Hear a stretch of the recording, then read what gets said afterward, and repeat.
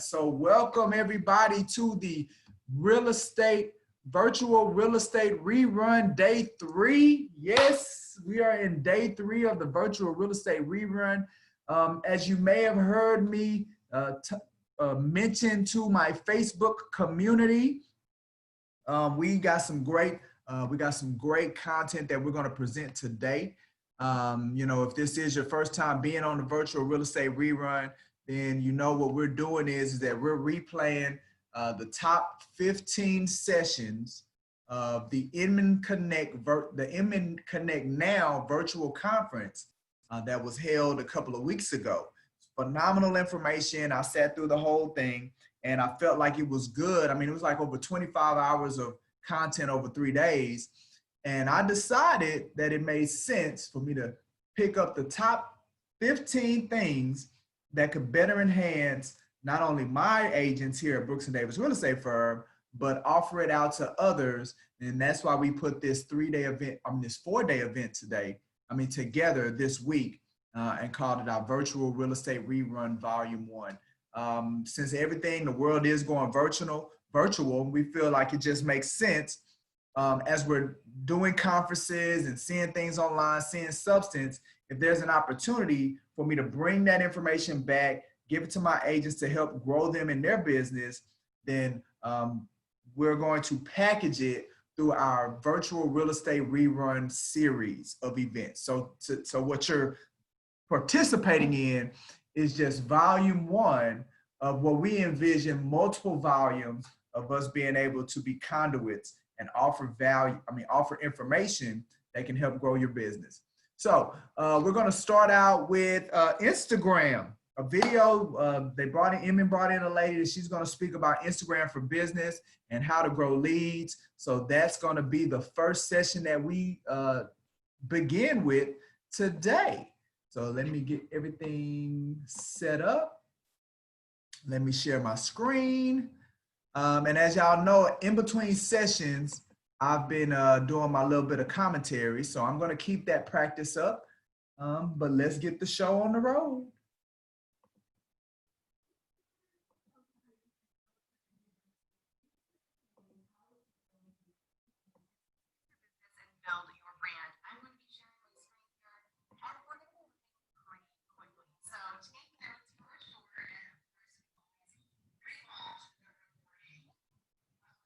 I'm just saying.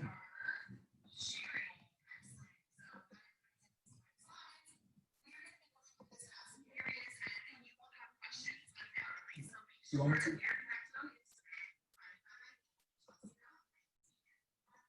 Instagram tips and trainings. That's the best place to post up.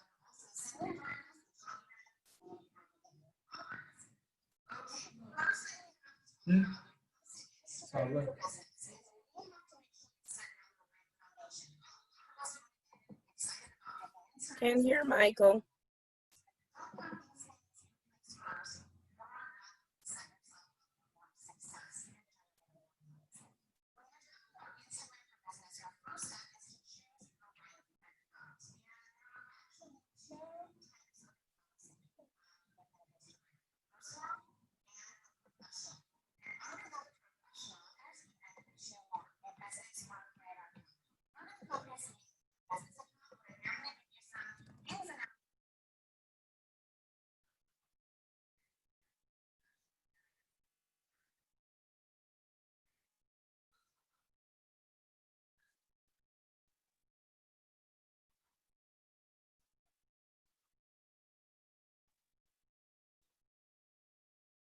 Hold on, let me pause it real quick. There's an issue with the video. Okay, let's see something. Hold on, guys. Get this figured out.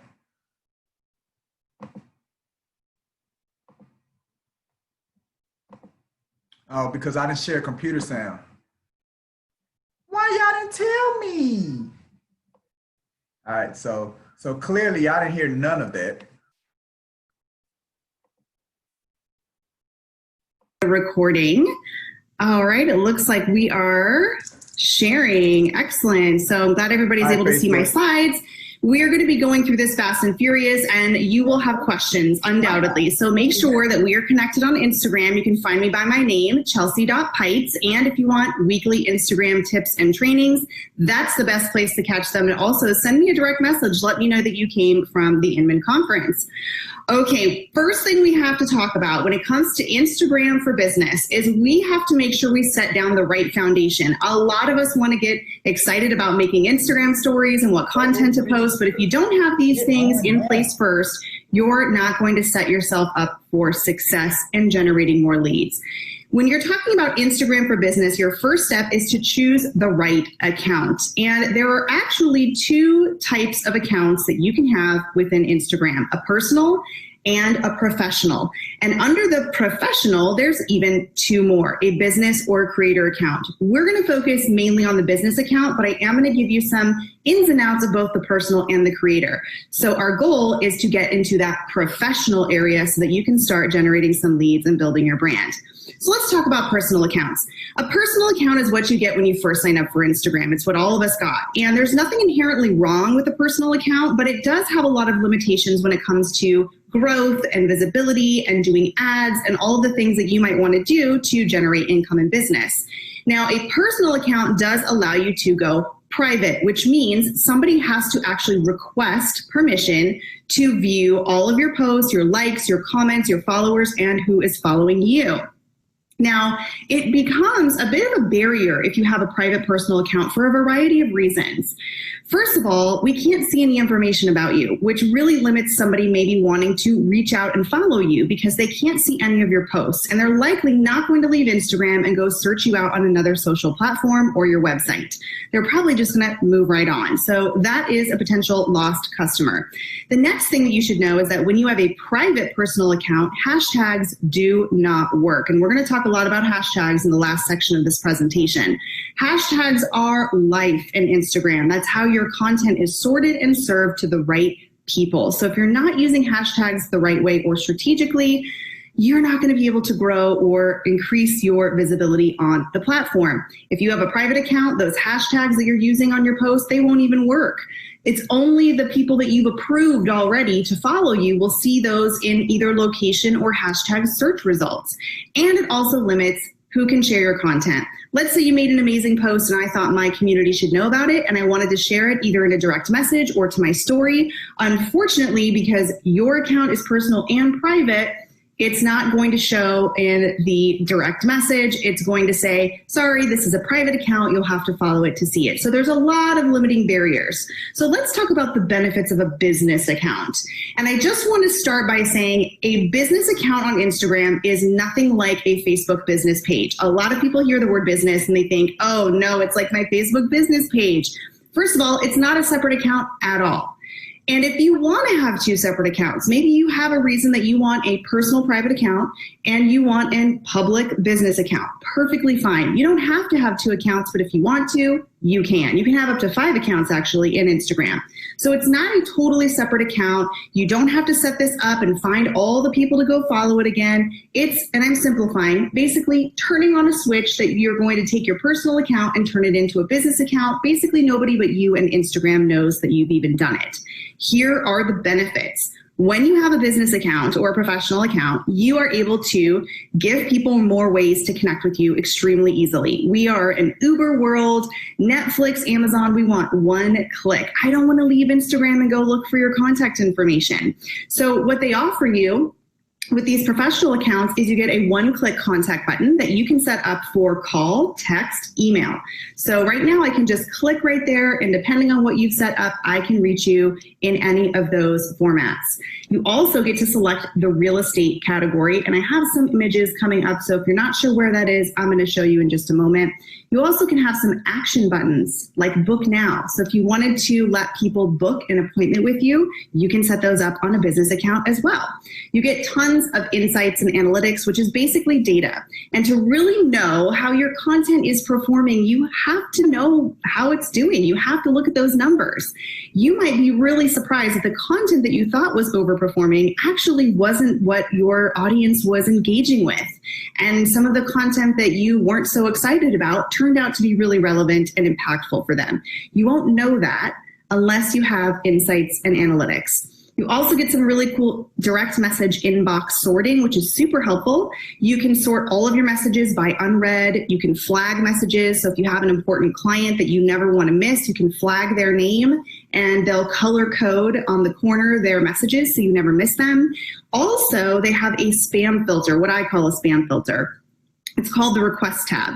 And the request tab is going to be accounts that don't follow you, accounts that you don't follow that are messaging you. Oftentimes this could be spam. Sometimes it's not. And it's great because I can actually read all of the messages and I can decide if I accept it or decline it or delete it. And they'll never know if I haven't accepted it or read it. So it looks sort of like this. Primary is over here. The request inbox is over here. You also get access to ads and retargeting and custom audiences. I have a few slides on that as well. We're going to talk primarily about organic or free growth today, but still really powerful, and I want you to have an awareness about it. You also can get the swipe up feature in Instagram stories if you have a professional account. Now there's a caveat, because if you see right there in the parentheses, it says 10,000 plus followers. That is a big, big number. And follower count should not be a metric that you are focused on. It's about going deep with the community you have, not necessarily going wider. But if you do want that swipe up feature where you can link from your Instagram story out to a website, you are going to have a business account and also over 10,000 followers. You can create shoppable posts if you have items that you could sell. You can also use Creator Studio, which is amazing if you've never heard of that.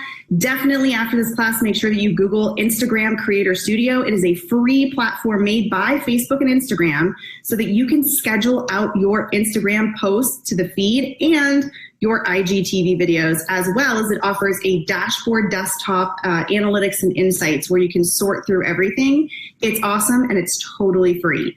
Now, you can connect your Facebook business page to this account, and I do recommend connecting it. It doesn't force you to, but I recommend it because some of the features may not be available if you're not going to connect your Facebook business page. Now, you can only connect one Facebook business page to one Instagram business account. If you want to change it and go to a different page later, you can do that, but it's one-to-one. Now, here's some important things to know if you're going to switch from personal to business. If you are a fan of cross-posting your Instagram stories over to Facebook stories, and that will change a little bit because it goes business to business, not business to personal. So you're going to be posting those Instagram stories on your business account, and they're going to end up on your Facebook business page story, not your Facebook personal timeline story. So keep that in mind. And if you love Instagram stories and you love using the music sticker, that's going to go away because businesses are not allowed to use that for copyright. So everything else there is a win. If you are looking for the last two, don't worry, we got you covered with the creator account. Here's a quick little visual image of the Instagram Creator Studio. Also the web link if you want to go to it, business.facebook.com/creator studio. Highly, highly recommend it. Totally free. And it is a newer feature for Facebook and also Instagram. Now, where do we find these settings? You're going to go to your profile. The menu for your settings is always in the top right-hand corner. You're going to tap the three-line menu. You're going to look at settings. You're going to scroll down to the bottom, and in this blue font, you will see something that says switch to professional account.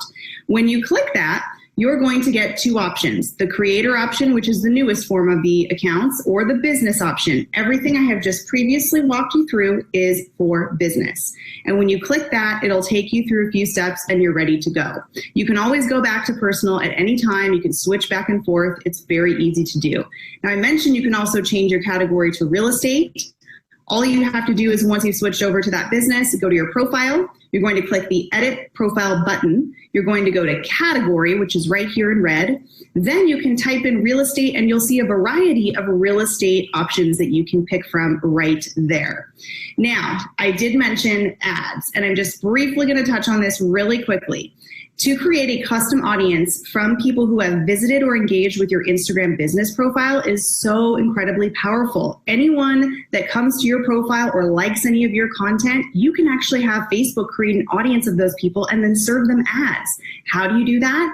Everything is right within Facebook Ads Manager. And this is a screenshot of inside Facebook Ads Manager. I'm clicking on the menu right here, and I'm going to go to audiences, and that's how you're going to set up these people, these audiences who have engaged with your Instagram business profile. When we get here, you'll see this is the option we're looking for, Instagram business profile. Look how cool this is. You can create an audience of anyone who's visited your business profile. They didn't even have to do anything, just visit. Engage with the poster and ad, saved a poster and ad, sent you a direct message. That is powerful, especially if you are heavily using Instagram stories and sending direct messages back and forth to people, because quite frankly, if I'm direct messaging with someone, I'll probably remember their name or their brand. So I thought that was really powerful, and I wanted to share that with you. Okay, the third account, the creator account, and I'm just going to say this now. If your question is, well, should I do business or should I do creator? They're basically the same personal preference. The only two kind of small tweaks may be the deciding factor. And those are, if you want music in your Instagram stories, you're going to have to use the creator account. If you want to cross post from Instagram stories over to personal Facebook stories, you'll have to use the creator account. Pretty much everything else is the same. It's the same analytics. All of those things apply. It's the same inbox sorting. They don't have a real estate category. Okay, so if you are looking for a real estate category that's not going to impact anything negatively, you can actually even hide your category if you don't even want to show it on the creator account. Now, for those of you who are using a system like Later.com, Planoly, or a third-party page system where you're scheduling out your Instagram posts, typically they require a business account, so you may have issues connecting to third-party scheduling tools. It also has a few different call to action buttons like gift cards, order food, and donate. Other than that, you're ready to go. Business account, creator account, you make the decision. Now let's talk about your Instagram website, which is your profile. I call it your Instagram website. And we're going to go through, we're going to really make sure that we have optimized this for maximum searchability and so that people know exactly who you are and how they can connect with you. First three things I look at: username, which is at the top, the profile pic, and the name field, which is actually directly under that profile picture. Now, your profile picture should be you, should be your smiling, happy face, and preferably in color or have bright colors because it catches the eye. It shouldn't be a Bitmoji, an avatar, a cute dog, a cool car, a sunset.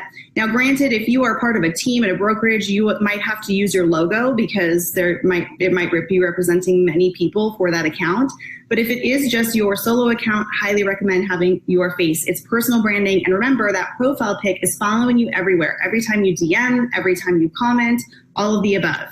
Now, the username, it should be something that is personally branded. Typically, some variation of your first and last name or your brokerage name or something that you would be marketing and people will be searching for. Try to stay away from things that are very obtuse like Blue-Eyed Girl 22, because if I didn't know your exact username, I wouldn't know to search for that. Make it simple, make it easy, try not to make it too long. It's always a good way to go with your personal brand. Now, the name field, okay, this actually just changed 2 weeks ago and totally turned my strategy on its head. So I wanted to leave it in here so that you could see what I was recommending and how it's changed. I used to recommend personal brand in the username and then keywords here in the name field. And the reason for that is because those two sections are the only searchable sections of your profile.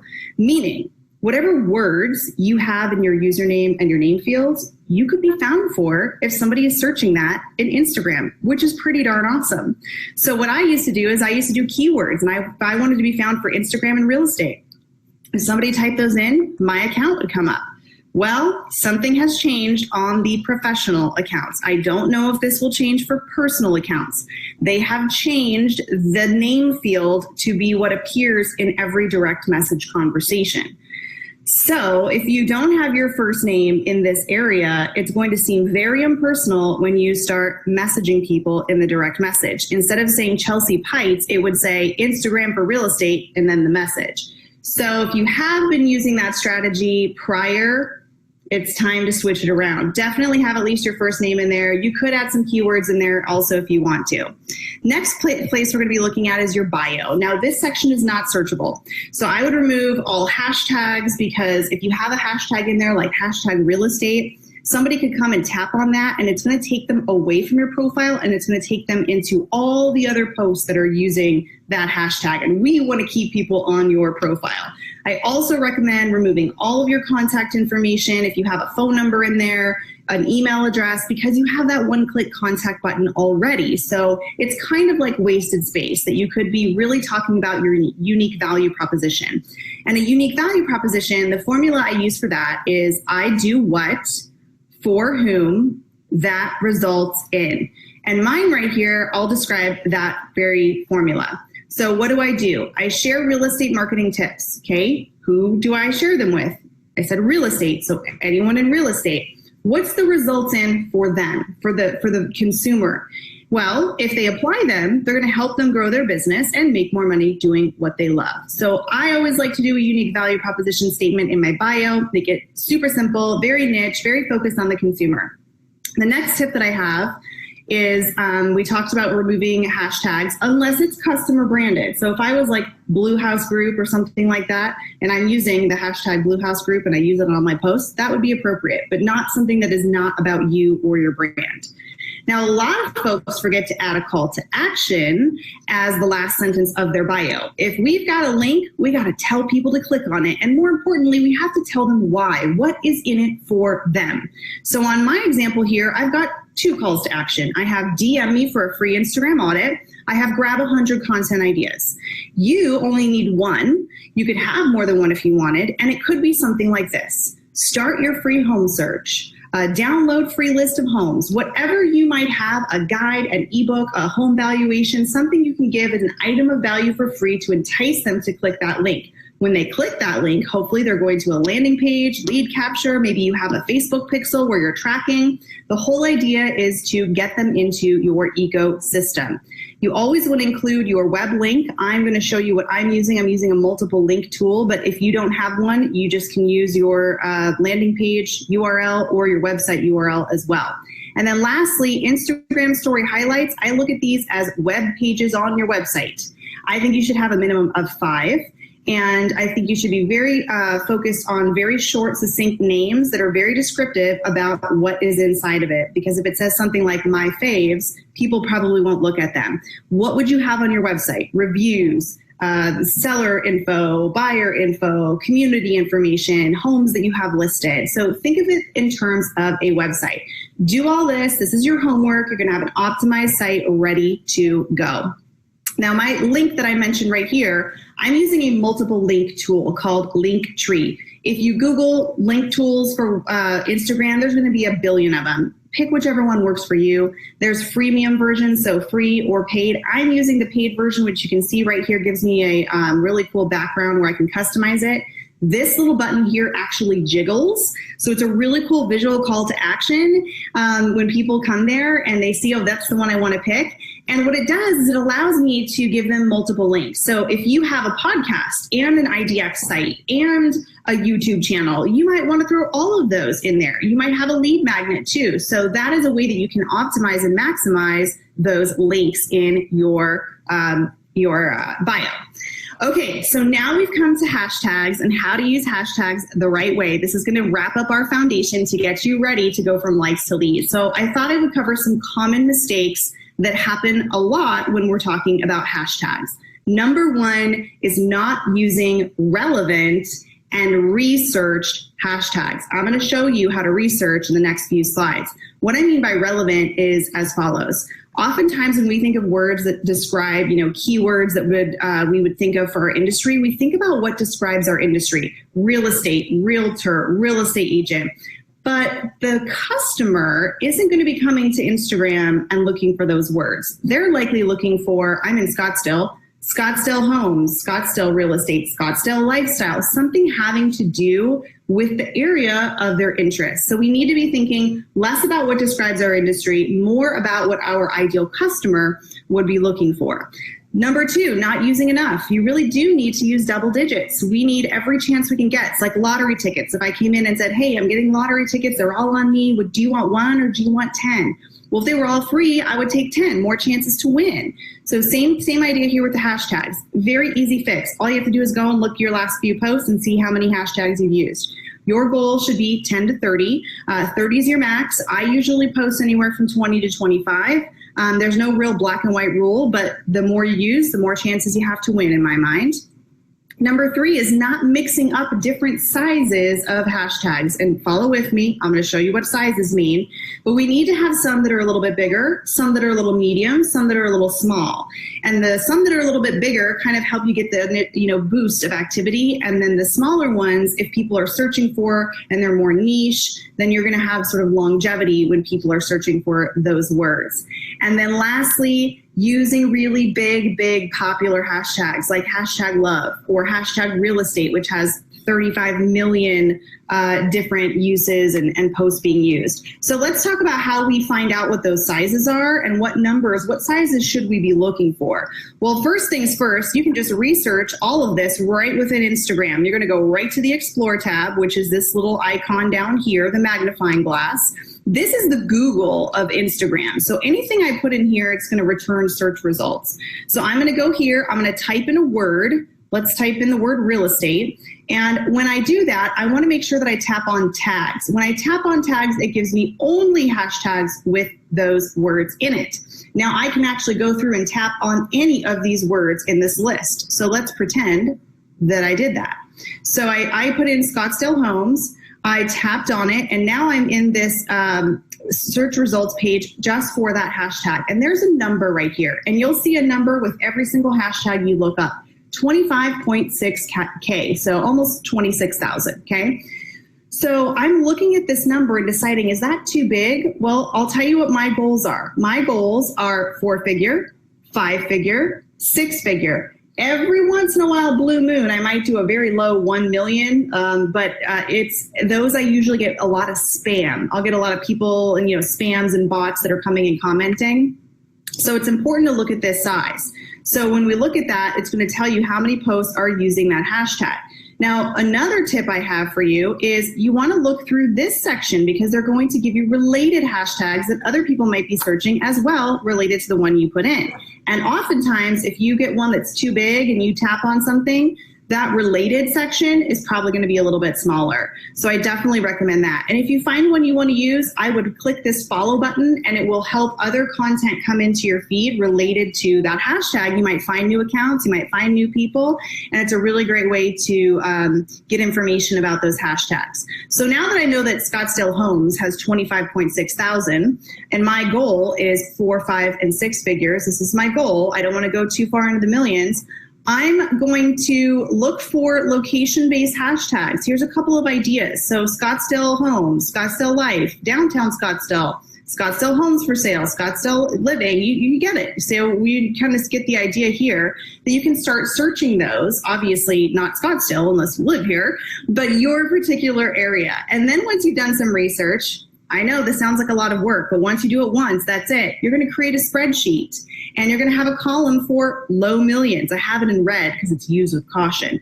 High 6 figures, I have it in orange because, we want to use those sparingly. I have green, low 6 figures, low 5 figures, low 4 figures. And I'm just going to take that hashtag Scottsdale Homes and I'm going to pop it right in here because it was 25.6 thousand. And I'm going to fill those in, and then I'm going to have this plethora of really relevant, well-researched hashtags that took me maybe 30 minutes while I was sitting in front of Netflix to make a spreadsheet like this. Once I have this done, now I can get to my 10 to 30. I can pick a few in the large, a few in the medium, a few in the small, put them together, and I have my perfect hashtag set. So I just go to the notes on my phone, and I type them in. And I type them in one time and I have maybe 6, 7, 8 different sets. So now they're relevant, they're researched, they're the right sizes, and I'm also layering different sizes. Some that are bigger, some that are medium, some that are small. They're on my phone so I can copy and paste. And so I don't have to reinvent the wheel every single time I'm making a post. I just copy and paste and make my post. Here is a visual example of if I were an agent working in San Diego, what it might look like. I've got my 3 to 5 moderately popular. Okay, I've got my 5 to 7 6-figure, 5 to 7 5, and 3 to 5 smallest. And you'll notice that a lot of this has to do with San Diego Home, San Diego Love, my interior vibe. It's not about real estate. So keep that in mind. This is what it would look like as an example if you were in San Diego. Thank you so much for sticking with me. I hope that you will make sure that we are connected. Now you have the 3 foundational elements that you need: the right account, how to optimize your Instagram website, and how to use hashtags. Looking forward to the next time where we can dive into this even deeper. All right. Appreciate that, Chelsea. Chelsea hooked us up. That was pretty good, man. What y'all think about that? I know I got some takeaways that I'm going to utilize as far as assessing my my Instagram account.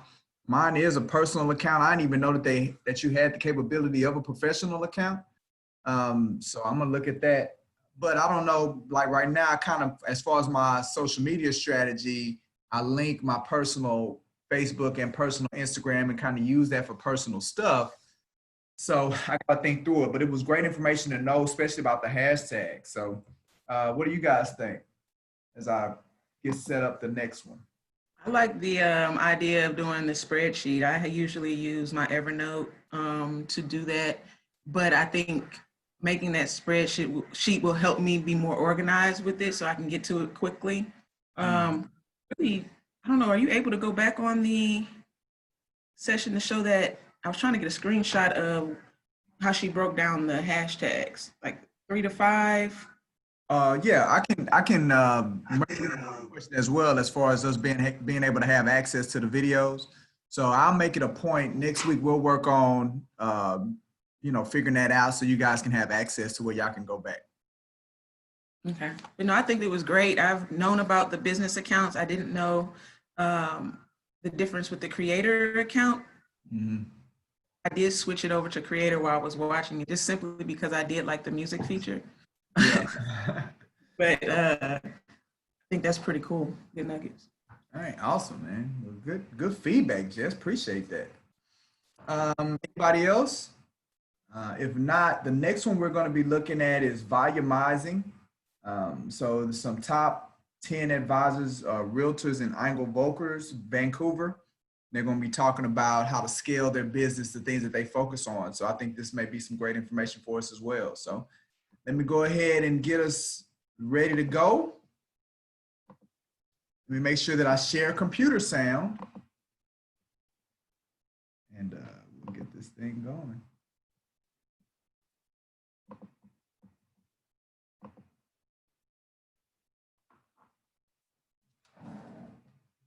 So we'll be typing to you guys as well some of our favorite books and things that help us volumize sales. And we'll do that as we go. Hey, Tammy. Yeah. Okay. Hi, guys. We'll wait a couple seconds and then we'll kind of get into it. Hello from Paris. Hi. From Vancouver. Paris. We were there for New Year's. It's amazing. Once travel opens up again, we're hoping to.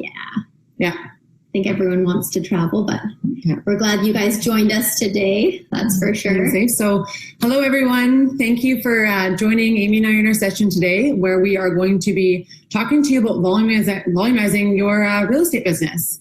So we are really excited. Yes. Yeah, we are really excited thanks, Inman, to teach you some of our secrets. Yes. Just a few. Got some really good, powerful ones. Yeah, and how you guys can incorporate them into your business to maximize the results in your career. So, the average agent, Amy and I found, the average agent does about 10 to 12 deals a year. And so we hope that by teaching you our strategies that have led to our success, that you guys can as well turn that 10 to 12 deals a year into 10 to 12 deals per month. Yes. Which we do. We want you to be selling machines. Yes, we do. And, we've been fortunate enough in the last 6 years we've been licensed. We've actually never had to door knock. Nope. We've never had to cold call. And it's because of we've been able to curate a very strong referral-based network with our clients, with collaborations with other agents. And just years, And it's due to these connections and referrals that even in, hard times and the pandemic that we've been recently in, we've been fortunate enough to close over 30 transactions and sell almost 50 million in real estate since the middle of January. So we are very blessed and thankful for that. And thankful. Give you guys some good examples today of how we actually sell 100 plus properties a year. Yeah. Again, Ali touched on most people do about 10 to 12. So we want you to do that per month. And it's so possible. It's just the two of us. But our first point is understanding that you are a business. I think a lot of us forget that you are a walking, talking business. If you are wearing, the CEO hat, and then you're also the handyman fixing your client's grout on their bathtub, and then you're also running home to do a blog post, and the back end of your website is all on you. It's just too much. As we've been there. We understand it's too much. It's too much. And sometimes we have to remind ourselves that in order to close more deals, you have to think of yourself as a business. So we're going to type to you, if you've read the book, The E-Myth by Michael Gerber, it teaches you how to be just the CEO and nobody else. We don't want you to be running around. It's too much of an opportunity cost. You need to be closing more deals. So again, read that book because it teaches you to not be a receptionist, the VP of your marketing, and the CEO. Just focus on your deals. So Ali, and what you're good at doing, right? Yeah. And it's what we're all hopefully, good at doing is selling, meeting people and selling. Some people have read the E-Myth. That's awesome. Oh, yay. Wonderful. So one of the things that Amy and I have focused on is the rule of 1 to 3. So what we do is whenever we meet a potential client, we always think to ourselves, how can we turn this one client into 3 transactions?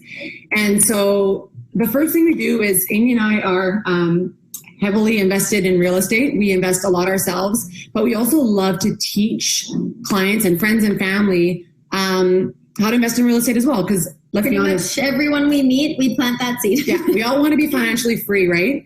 And so that's just one starting point that we start with our clients.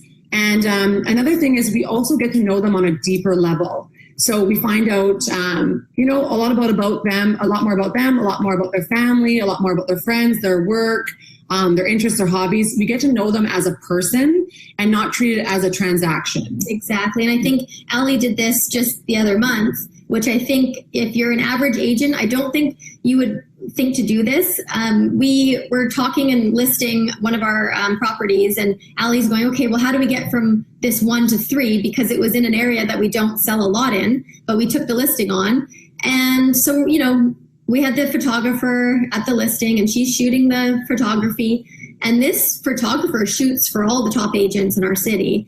And Ali here starts chatting with her about real estate. And she's like, well, I just bought this place, and do you invest in real estate? And the photographer is kind of trying to shoot, and she's going, well, no, no one's ever talked to me about it. And she's like, well, do you have any savings? You should really get in. You could have one of these properties one day. And this one, $1 million closed 2 days. 2 days. And I think 2 transactions. Yeah. And I think what's important too is, just teaching others, right, about real estate and about investing, because no one had taken the time to sit down with her and talk to her and educate her. You know what? It doesn't matter what your income bracket is, right? You can always save, and there's always opportunities. And at that point in time, we had a great opportunity where Amy and I both invested in, which was exclusive and off market. And so she felt super special to get in on this private deal that no one else was able to get in on except for going through us. Yes. And I think it was a key thing too, because we ended up hitting our 3, again, the rule of 1 to 3, because her mom, we ended up talking to her and then found out her mom had about $1 million of equity in her property. So guess who bought another property? Her mom. So the photographer and the mom. So you guys have to get out there and plant as many seeds as possible to volumize your sales. And really, we were just chatting about this the other day. Everyone was asking, how do you guys sell so much during a pandemic? And it's not so much the pandemic. We never, we became essential service. And I think Ali and I took that to heart. Our clients are so essential, and so are yours, and they have to feel like they're essential. So what we were talking about was, they know that no matter, COVID or no COVID, their hard-earned money is something that we take to heart, and that we are never going to let them fail. We are never going to let anything come in to, break their goals of achieving financial freedom through real estate. So again, that's, rule of 3 that we wanted to, give to you guys, and have fun with. Maybe yours is the rule of 10, or the rule of 2. We just invented that because it gives us a way to organize us and then keep it manifested and in front of us every day to think, every person we meet, how do we get 3 sales and show them. So Allie's also going to share with you another strategy that when the market was slow, we implemented. So with our cash flow game night, so we're thinking, fortunately enough, because we can't stress enough referral-based business, you guys, we can't stress that enough. And thankful, because of our referrals-based business, we've been able to, even last year, we were still able to close over 90 deals, but it was a slower time for us. So we wanted to think of, what's a creative way or an event that we can host to touch our clients, to meet new people, to teach them about investment in real estate, which we are highly motivated on and passionate about. And so we, Rich Dad Poor Dad, Amy's a big advocate, for Rich Dad Poor Dad, and the cash flow game was, part of that book. And Amy had already owned the game, so we all learned how to play it. And it's a fun night that we do once a month, where our clients can, we can ask questions about real estate, talk about real estate. It's always for a purpose. So we always have one presenter, which is, they've been real life stories, pretty much their real estate success stories on investing in real estate. So it's just a fun, lighthearted atmosphere where people can learn and ask questions, as well as we also feature off-market exclusive properties, which we usually buy in, as well as good opportunities for our clients. So it's just another way to touch them and connect. Yeah, connect and monthly. That's the other thing, is what you said before. We've never had to door knock, and we've never had to cold call. Not that we wouldn't. It's just that's not really our mantra. We want people to come to us. And it's the same as you equate it to a doctor or a dentist. They don't go out and cold call or door knock. The dentist or the doctor has spent so much time gaining knowledge that their clients and their customers come to them. What we want to teach you guys is make it about a business and different revenue streams, and make sure that you're honing in on those. So one of the other tricks that we have for you is really going after people that are unnoticed. So we have a lot of our business came from renters, and I know that sounds odd, but money has never been cheaper, right? And so we want to, teach people how to use, if they have savings and they're looking at rental properties to rent, teach them how it would, what does it look like if they were to buy. A lot of the times, we're from Vancouver. It's one of the most expensive cities in the world. And rent here for a little one bed is how much? Like $2,400. You just rented out one of our very expensive. So you can own for that. And so a lot of these renters have so much savings, but nobody gives them the time of day, and nobody teaches them how to use that savings. So again, that's a huge thing. Go after, here in Vancouver, it's very dense. So if you're in an area, so I see someone's from Portland, Beverly Hills, you can go after rental purpose buildings. So a lot of developers will build those buildings, and there's 100 or 200 tenants in there that don't own real estate. Like, that is to us a gold mine that we go after, and it's very rewarding because we're teaching them how to build wealth.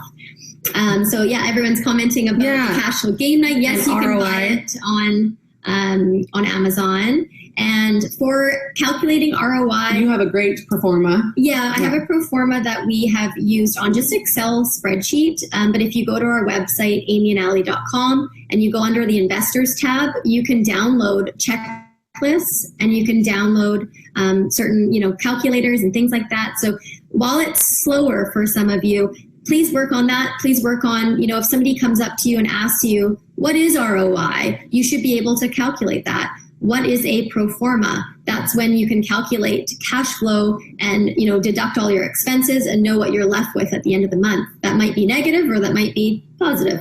And I think a big thing is like knowing and getting to know your clients. Even recently, Amy's probably the biggest advocate on social media, but we've had a lot of people reach out on Instagram, wanting to learn more about investment real estate, wanting to be more about financially free. And Amy will talk about the $1 million. One of our clients, reached out on Instagram saying, listen, I have $1 million in inheritance. What can I do with this money? And I'm going to write that in the chat because everyone's talking about doom and gloom and how people can't afford things. Look at the biggest transference of wealth that we're ever going to see in North America. $13 trillion is changing hands in the next 10 years. You need to study the demographics and you need to know where people are going. Baby boomers, inheritance money. If you don't know what to do with $1 million cash and, pretend that someone comes to you and says, hey, I have $1 million of cash, I don't know what to do with it. Most of us don't. When people win the lottery, that's how they go broke so quickly. You need to be their financial advisor as well and be literate yourself on finances. So I'm just going to write down inheritance because if you're, someone that shows other people and your clients that you know what to do with that money, they're going to come to you when they get all that money and you're going to be in the forefront of their minds.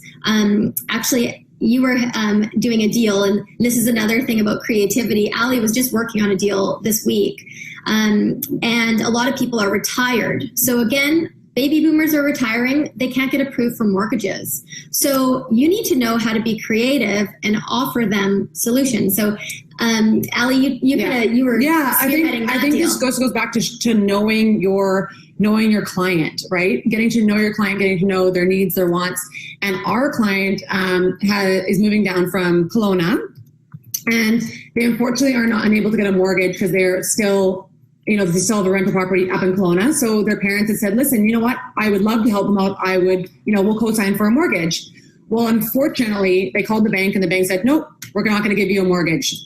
So I said to our client, well, I know you, I know your parents, I met your parents, we talked about finances.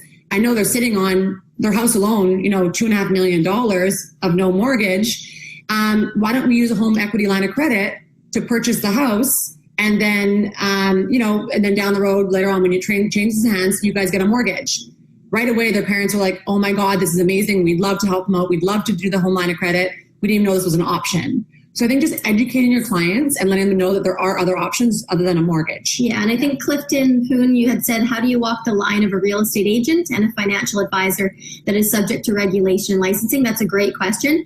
Again, clauses in your contract because, you can only offer so much advice and suggest to them, this is what you should do. So clauses in the contract like seek legal advice, just like subjects and contingencies on an offer, you have to as well educate them on that. You're not giving them any, you're not the one taking out the money from their account. You're not shifting anything. You're not the financial advisor per se, but you need to be an advisor of some sort. So I don't know. Just educating them their options. Yes. Yeah. Our website, I think if you click it from our bios, guys, it would take you there. And I think the other thing for volumizing your business, Ali will kind of chat about the referral network, making people feel really special. And again, having fun with your programs. We are entrepreneurs, all of us. You can invent things. So just like we invented the rule of 3, you can invent game night. You can invent, we speak with a lot of banks. So if your local bank, you can connect and collaborate with them. You can do seminars for first-time buyers. We did that. We actually just spoke, a couple months ago. And it was just in front of about a group of about 70 or 80 people, and they're all first-time home buyers. And just educating them on a step-by-step process of home buying, right? Because a lot of people don't know that they can actually afford real estate. Yes. They're just scared to get into the market. And that's where you need to become their advisor, and you need to know that inside and out of how to be creative with those things. But one of the biggest things for us is being in Vancouver, just like our friends in San Diego and LA, it's very expensive. And so a lot of times people are saying, how do I ever afford real estate in Vancouver? And so one of the ways that we kind of were able to help people that might not be able to afford yet is create a referral system. So one of our secrets, Ali will go over. Yeah, so we have, like we said, about we are very fortunate. About 80% of our business is referral-based business.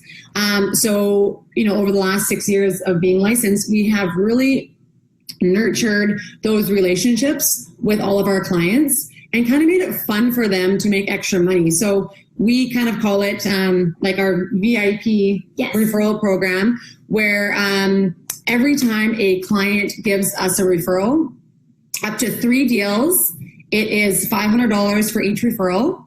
And then after that, it's $1,000 a referral from that point for life.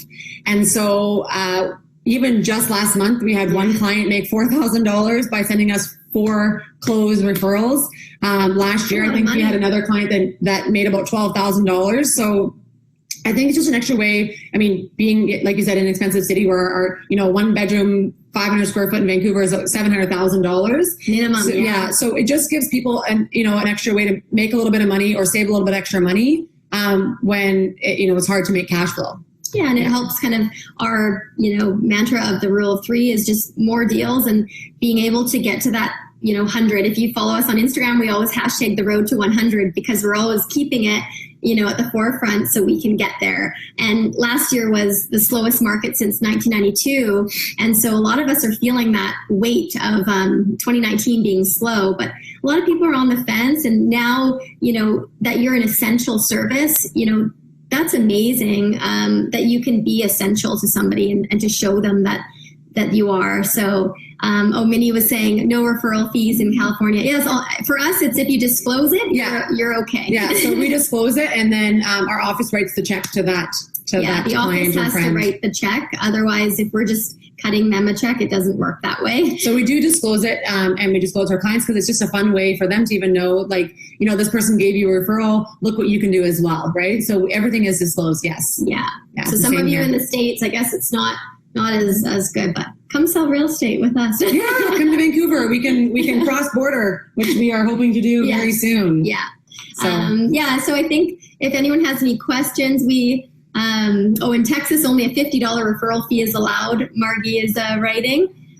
So again, have fun. You guys, a big part of us is talking to people that you might not usually talk to and studying demographics and trends. So another one for us is being women in business.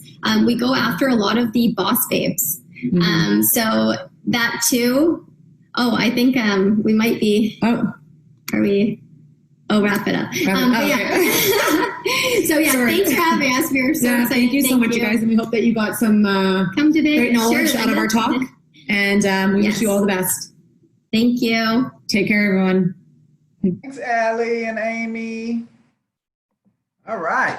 So, what do y'all think about that one? And I would like to do a first-time home buyers seminar.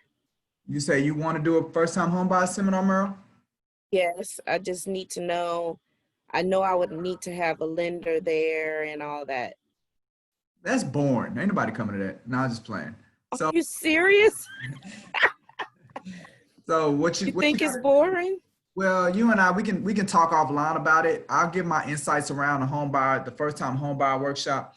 You got to think about what is commanding people's attention right now. Like just describe it. If I'm thinking about buying a house, do I want to go to somebody's office, sit there and listen to a realtor explain the process, listen to a lender explain the process, spend about 2 hours and then go home? Like realistically, how excited would somebody be about that? I'm just brainstorming on ways to get some type of leads or process. Absolutely. So let's start there then, right? Let's not start with home buyer. Let's start with, hey, how can I generate leads? True leads, not just activity. Not just say, well, let me do something. If I just do a bunch of stuff, then I'll get leads. That's kind of wishful thinking. Let's say, all right, my outcome that I want is I want to grow business. I want to bring in more leads. All right, what's the best way to do that without me having to reinvent anything? Like sitting here, like these ladies, like they gave us ideas that work, right? So we can duplicate the stuff they talked about doing. And keep in mind when she spoke about the home buyer workshop, I'm glad you brought me into that. when she talked about it, she prefaced it by saying she went to a local bank, and which was an idea that something that I had been working on with a Chase branch, with Chase, being able to go to a bank that already has this database of people, offer the workshop at their building, and then encourage them or persuade them to send the event to their customers. So it's an invite to their customers for the bank, and then have them come, right? So it wasn't just a random event. They used their relationship with their bank to maximize. Does that make sense? Yeah. Absolutely. So here's some of the other things, but not, I'm glad you brought that out though, Murray. Appreciate you sharing that. Some of my takeaways, first, extremely impressed the fact that they're doing 10 to 12 deals per month. And I'm always of the thought process, if somebody else can do it, so can I. So it's doable. You guys can do that as well. It's just a matter of believing that you can.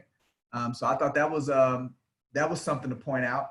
Also, let's see, even with the coronavirus, they're able to do 50 million in transactions. So we're capable of doing this big stuff, man. Don't get caught up on believing that this is the capabilities of what people can do in real estate. 1, 2, 3, 4 deals a month. Like, no, there are people out there doing 10, 20, sometimes even 30 deals a month, in real estate, single individuals. And look, it was only them two. I ain't talking about having no humongous team. So it's just them two, and they're doing over 100 closed transactions a year. All right, they talked about that. They talked about the E-Myth.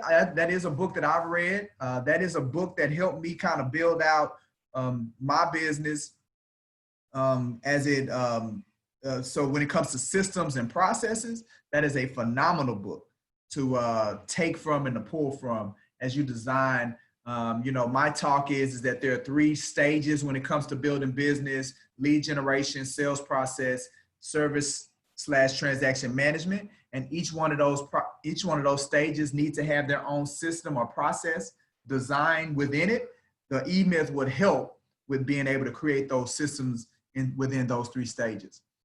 The rule of 3, I thought that was a great idea, right? Seeing every person that comes in, every lead, right? Merle's talking about driving more leads. Well, guess what? If you go into it with the mind frame of, for every lead that comes in, I'm going to multiply it by 3. So now it's like, look, even if I drive in 10, in my mind, it's really 30 that I'm converting. And, and that's just a mind shift. And I thought that was a great thing. That's something that I'm really going to start pushing as well to enhance and maximize that area. Cash flow, I love that game. I love playing cash flow. Is anybody familiar with that game? Ever played it before? With Robert Kiyosaki, Rich Dad, Poor Dad. I love playing that game. I got a group of friends of mine and we kind of get together and we play it. But I like the spin that they put on it as a way to continue to stay in contact with your clients, past clients, offer something like that fun to bring them in, as well as to educate them on investing in real estate, which ultimately could turn your past clients into another level of business for your business. So I thought that was a great spin they put on that cash flow game night. Something that got my wheels turning in my brain too. And then they talked about going after renters. That was a great idea, and pay attention to inheritance money. So they gave some great insights. Does anybody else have anything that they want to share? Geraldine, the book is called The E-Myth by Michael Gerber. And the E stands for entrepreneur. So it's the entrepreneur myth, but the E-Myth, they actually have 2. They have the original, and then he did a remastered. So don't think that the remastered is the same information as the original. It's 2 separate books. But start with the first one, the E-Myth, and then go to the other one. All right, anybody want to add anything before we move into the next session? Nope. All right, so this one, Brad Inman's going to be speaking with the CEO of Zillow. So this one's going to give you some insights on what Zillow has coming down the road as far as Zillow.com as they work with agents. So let's see. Now this was in the general session. So I just got the a part within the general session.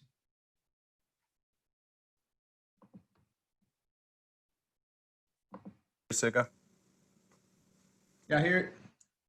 Hello, everybody. Hello, everybody. So we're ready to go into our first interview of the day. I'm really lucky to have with me Rich Barton, someone I met 25 years ago at Microsoft, back in the days when he was inventing Expedia and I was working on something called Home Advisor with Microsoft. And we've shared a lot of memories and times together and a lot of stage time. I think this is our first digital experience. But Rich, are you there? Welcome.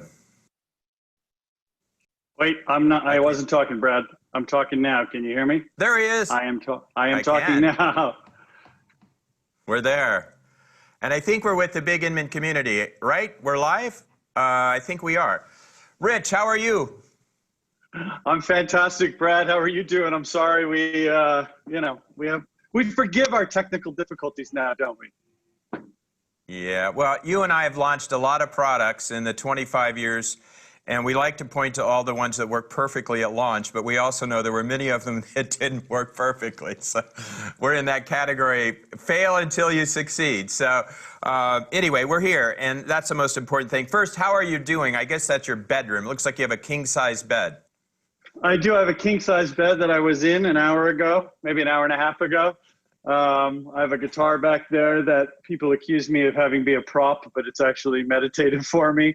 I have a big red chair that I relax in. But yeah, no, I've been living in my bedroom because I don't have an office, Brad. I don't have an office in my house.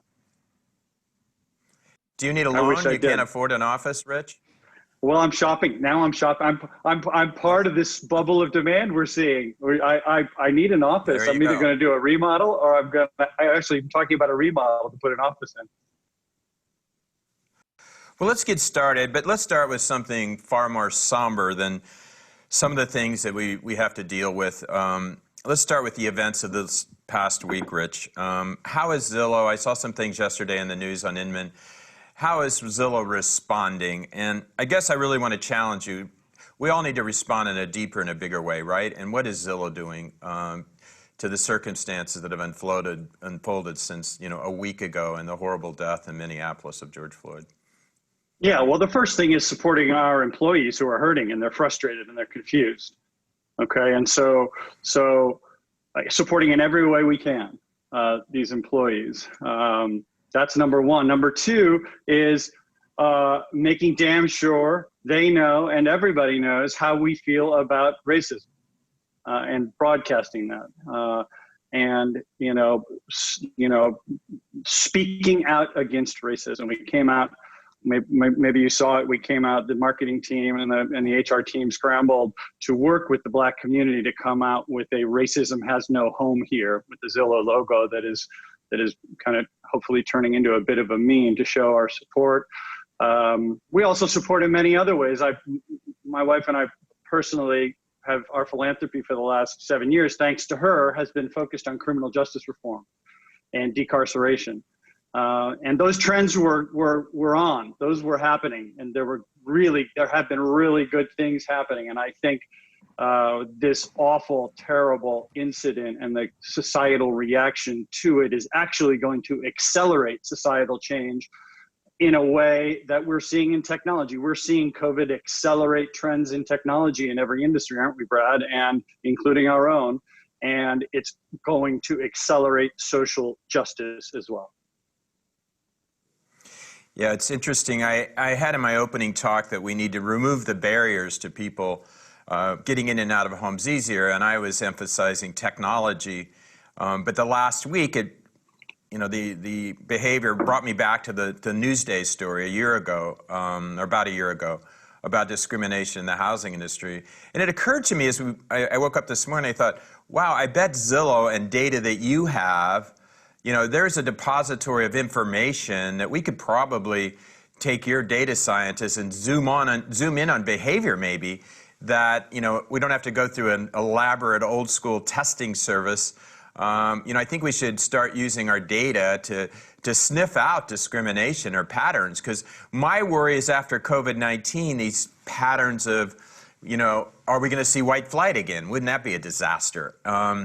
But anyway, just a random thought. Maybe we could all, dig deep into our warehouse of data and our people and our personnel and, reach a little higher. But one thing that's come up, and then we'll move on to some other areas, Rich, is how do we get the executive suite?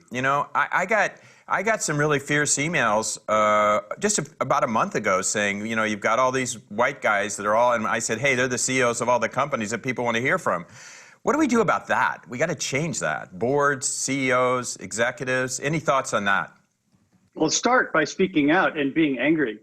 My black employees and black friends tell me to pretend as if this is my son that this happened, these awful things happened to. And then how would I feel? How outraged would I be? So we have to be angry.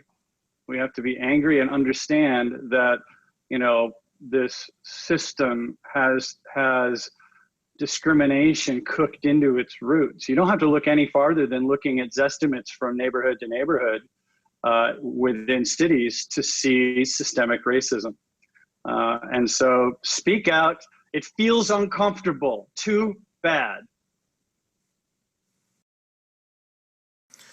Okay, let's move on to real estate. And it's hard, with these issues for me, like, oh gosh, I just want to talk about this all day. But we have some other realities here that we should deal with, and some good news amongst a lot of different things going on. But let's move to the market. You have reported just recently that year over year, traffic to your listings is 40% higher. Redfin came with more or less the same information, other search portals, I think Google too. What's going on? What is going on that buyers are more active? It is because we're sitting in our living rooms like after Christmas and we have nothing else to do and we're dreaming about houses? Or does it translate into real people looking for real houses in these places?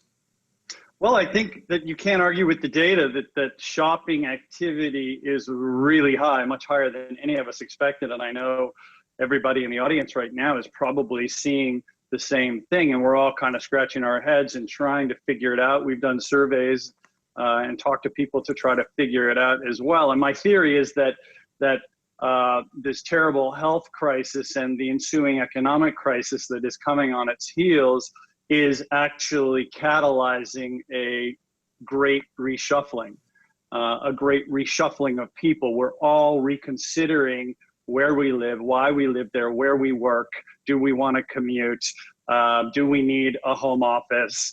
And by the way, we're spending so much time in our homes that the relative value of home relative to every other space is much greater, obviously.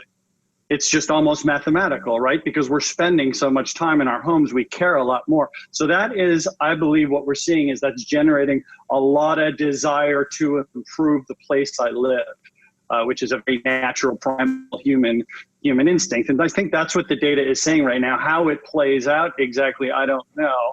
I'll add one thing and say I think that bubble of demand, that extra push of demand, shopping demand that we're seeing right now comes on the heels of maybe 15 years of latent pent-up demand since the global financial crisis, where we have not had what any of us in the industry would consider a natural rate of secondary market transactions. They've been low. We've been 5.5 million secondary market transactions since the global financial crisis, which is meaningfully lower than it was in the years prior to the global financial crisis, and probably is not.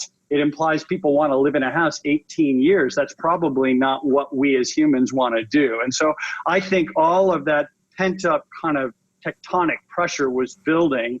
And I think this crisis is going to see an explosion of that through the surface. I think that's what we're seeing.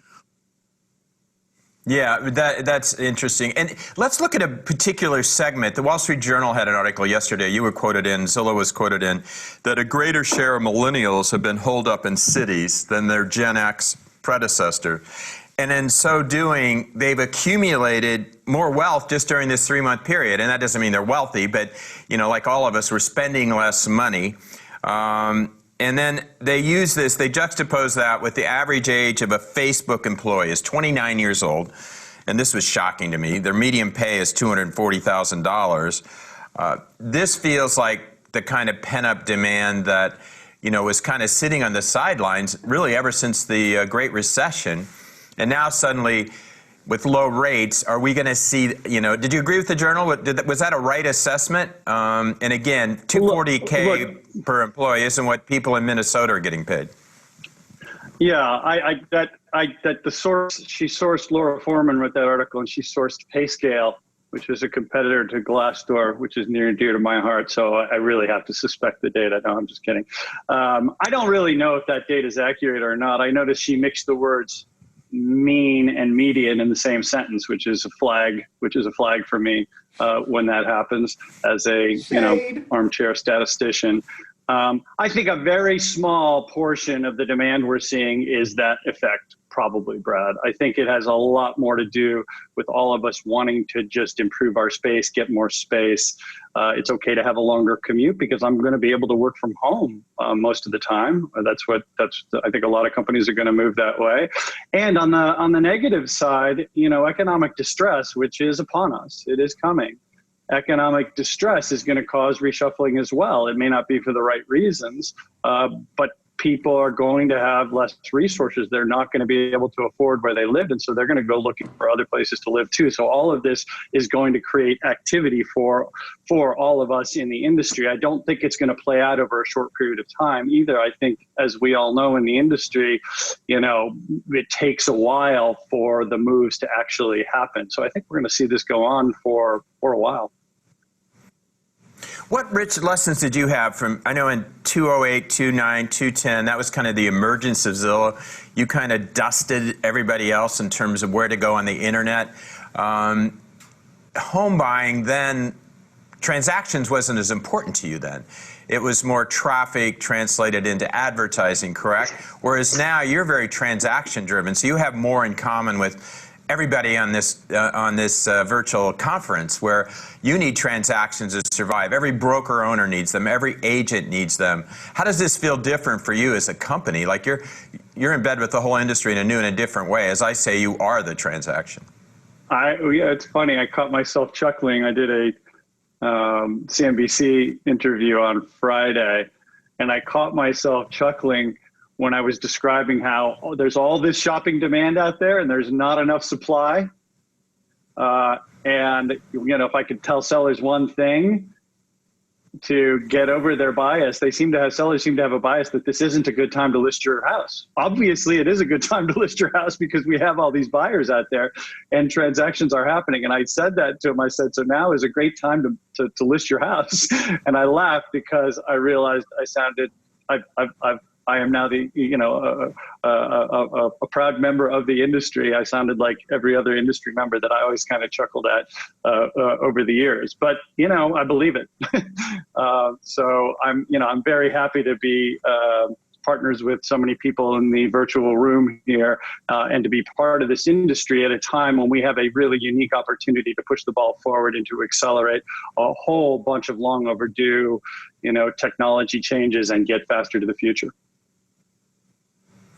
Last week I saw a listing of yours. It was on, I think, Oak Tree in kind of core Palm Springs near the airport, not a very affluent neighborhood. And I decided to go in and see it. And then I looked and traced the history. I think you guys paid $735 for this about 14 months ago as an iBuyer. It's now listed as a Zillow listing. You've now got it down to $635. That must be a dicey business, buying and selling homes, particularly now. Your data scientists, your valuation experts must be going crazy. Like, how do you play that? It feels like some complicated derivative or something. This is complex stuff. How is this affecting the iBuying movement? Yeah, well, that's not a typical price point for our Zillow Offers business. I don't know that particular house. But as you probably know, I know you know, we paused when this COVID thing hit early and the fog was thick. We paused our Zillow Offers acquisitions because we just didn't know if the market was going to seize up. We just didn't know if there was just going to be no oil in the engine, right? We'd seen that happen in Wuhan, China, with the extremely tight lockdowns. The market just basically seized there. And so, of course, we didn't want to be buying homes if there wasn't going to be a market to sell them into. Subsequently, we've learned that people are finding a way to do it and do it safely. We're very lucky as an industry that density of gatherings of people is not required in order to conduct transactions. and all of these kinds of inconveniences that we overlooked pre-COVID are coming into high relief now. All of the latte transaction stuff, all of the digital transaction stuff, the rich media and 3D shopping and virtual touring, all that stuff was a pretty heavy lift for us pre this thing. And now we're seeing really, really rapid adoption of that. So that's fantastic. From a Zillow Offers particularly side, Brad, it's just another variable in the model, price uncertainty. We're seeing prices hold up. I don't know, I'm sure you've reported on this data, but prices are holding up really well. And our great econ team at Zillow doesn't predict prices are going to come down that much, less than 2% by the end of the year. And so we're able to start safely buying homes again. We're able to start safely marketing those and showing them to people because we can clean, we can protect, and we can distance. And we're able to close things electronically. We're able to close our transactions mostly electronically. And so I guess I'd finally say that we believe this product might be a little bit more attractive in a world where people don't want other people through their houses too. And so I think we're seeing anecdotally, we're seeing a little bit more demand from sellers to sell in a more simple fashion as well. I call this the digital spring that came upon us kind of unexpectedly. And this technology transformation, it took a pandemic, putting the industry against its on its heels, but to do transactions, suddenly all of this stuff had to be adopted. But I'm also kind of a critic, and this is, there's the industry adopting it, which is really essential, and I think that's gone crazy, probably more in 2 months than 2 years. But also we need to improve the technology. I'm still, the virtual tours are a little clunky. I like seeing that 360-degree thing. That was like, you just got a Zoom pop up on your screen, and it's like, how do we fix all that? I have trouble getting from the kitchen to the living room on a virtual tour. And, maybe it's me, but the innovators, the technologists here, they got to go to work. We got to make these better, smoother, easier. It's like walking backward with a blindfold to get from the kitchen to the living room. What are you all working on to make that experience better? Everything. Everything. We've been investing for years in a rich media experiences team with incredibly bright engineering and machine learning folks to be able to do things like take a regular iPhone or a regular smartphone and take a series of pictures and videos in a house and then derive a floor plan from that. And on the fly create a virtual tour, a 3D tour that shoppers want to take via their app or on the web. We've been working on that. We've been working on electronic trafficking of documents. We've been working on digital mortgages and digital title and escrow closing. So everything, I guess I would liken it, Brad, imagine how much R&D resource right now is going into a better video conferencing system now, a better work from home, imagine Zoom kind of has zoomed way ahead, but imagine the resource that's going on at Microsoft and Facebook and Google right now and startups. Coming at doing what we're doing now radically better. We know it can be done a lot better. We're experiencing these frustrations really for the first time because it wasn't that important. Not for us. I know you guys have been work from home for a while, but for most of the working world, this is a new experience. And so this is the same for the real estate industry. All these things are new experiences, and we are now zooming ahead. As a whole industry, everybody's focused on this, and I'm very optimistic that we're going to get digital spring. I don't know if it's going to all happen by spring, but I get what you're saying. I like the concept. We got 3 weeks, so you just got 3 weeks to get it all together for us, okay, Rich? Okay. That's the end of spring. Did you hear that, David? Hey, let me. David Vitale, are you listening? Come on, David, get going. Come on. Yaz, my wife. My wife has a question for you. She's a power user of Zillow and Redfin, and she's amazed by the algorithms and the learning of her behavior. And suddenly she searches all over all the time. And she noticed that just recently, she's seen a plethora of reduced pricing. The little red, I think you have a little red tab. It's showing, and it seems like that's all they're giving her. And I think the machine has determined Yaz is looking for deals. I don't know how. I don't know if she is. I know we're not signing any contracts. But what do you think, what is happening there? I mean, that sounds like a powerful feature for the consumer, because I know buyers are thinking now they can get deals. It sounds like you're saying prices are holding up and they can't. I hear this from all of our community. There isn't really any deals out there yet. But what is the algorithm doing? That's Yaz's question for you, Rich. Well, I mean, there's brute force filtering on price drops, you know, so that from a notification perspective, if you want to see when price drops happen, that we send an alert via various alert mechanisms.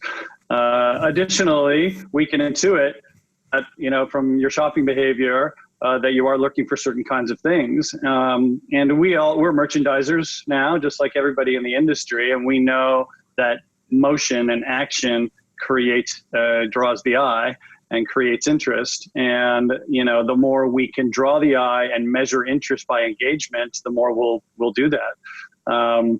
You know, that sounds very robotic and scary, but it's really not. It's just basically trying to read people's minds through their clicks and through their actions in order to give them a more personalized product, which is what people want. And we're only at the very beginning there, Brad. We've got a long way to go. But luckily we're in a hugely advantaged position at Zillow. We're lucky that we get so much signal. So the machine gets smarter. Machine learning works better the more data that's coming in. And we get hundreds of millions of signal a day from consumers because they vote with their clicks. And as the machine gets smarter, we can make the machine more personal. That's what's going on.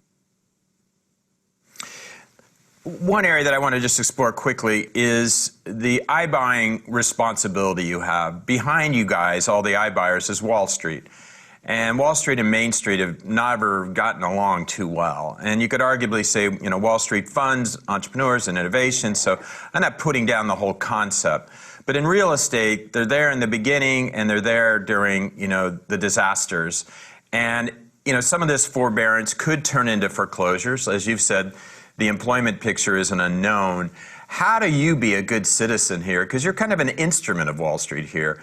And the last thing we need, if the government, you know, and the banks decide not to extend forbearance, we're going to have foreclosures. And I'd hate to see, you know, Wall Street snap up properties again and put people out. And what's your, you know, as a real estate citizen here, how do you protect against that? Brad, don't try to make me an instrument of Wall Street. I'm not an instrument of Wall Street. If I'm an instrument of Wall Street, the whole industry is an instrument of Wall Street, because just about every mortgage that's out there is packaged up into giant mortgage bundles and sold to huge pools of capital around the world, including Wall Street, kind of facilitated by Wall Street. That is all we're doing at Zillow as well, with Zillow Offers in particular, which I think you're talking about.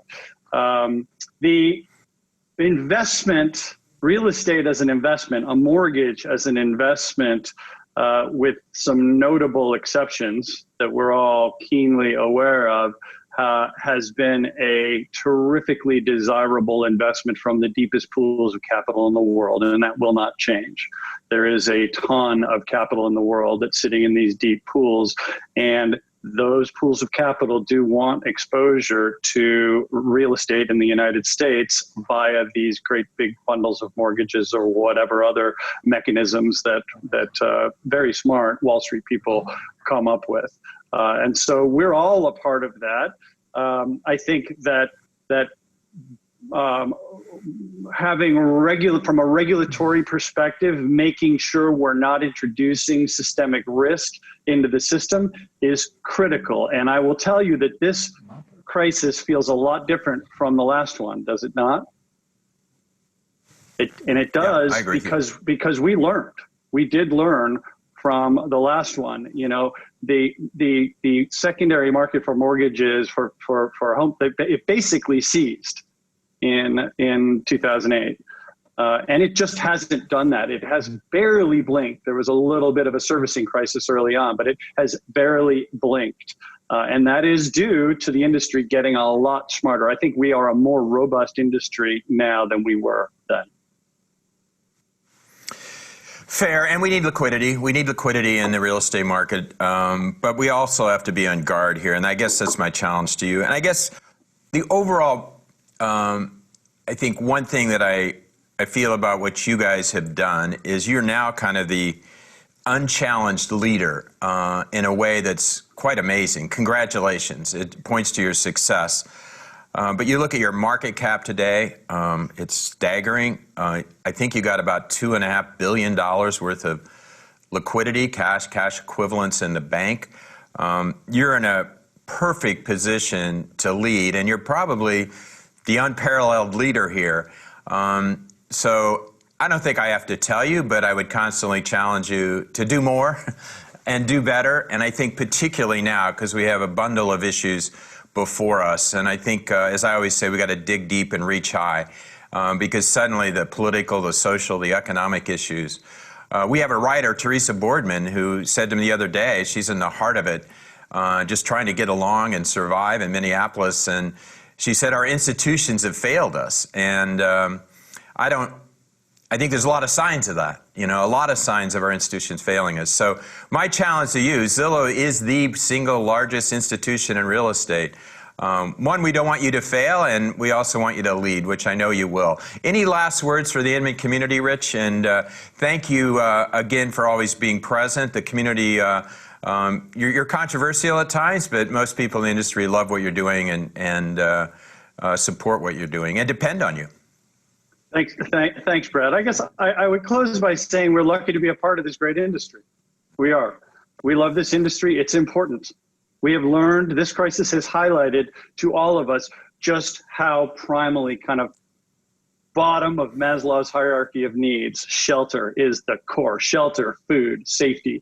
We are fundamental to people and so important to people. And we take that very seriously. We have from the start focused on the homeowner, the customer, to try to build a better experience and a better product and a better service for those customers. And from the beginning as well, we have used technology and our privileged position with the customer to pitch a big tent, as big a tent as possible, with partners in the industry who are of a like mind, to focus on the customer, so that the customer experience is better, and who understand how technology can make that happen, and who want to partner with us. So I thank all the partners out there. I really feel like we are intertwined with the industry. We are working hard to be a really positive force in the industry.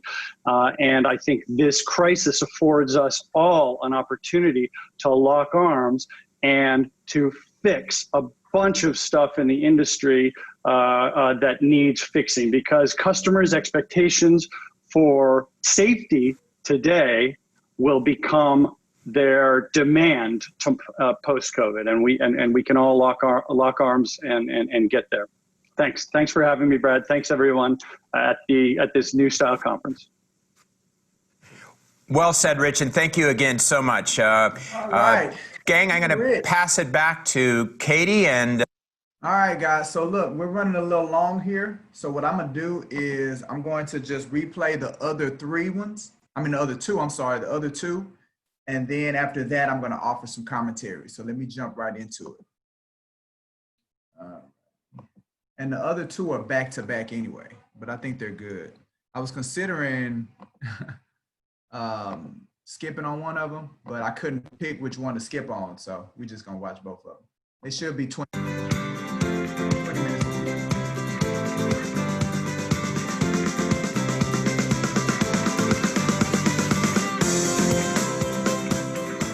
Good morning, everyone. Hopefully you're all doing very well, and welcome to a brief discussion, hopefully brief, on what's going on in the economy, specifically as it pertains to real estate. So, hi, Skylar. How are you, my dear friend?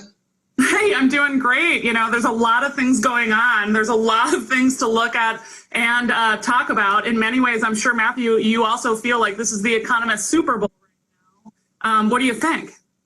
I think you're absolutely right. I think there's so much misinformation out there and so much uncertainty out there that I'm hopeful that in our little chat today, we can create some clarity. So with that, I'm actually going to let you go first. So I'm going to disappear. I can't wait to hear what you have to say.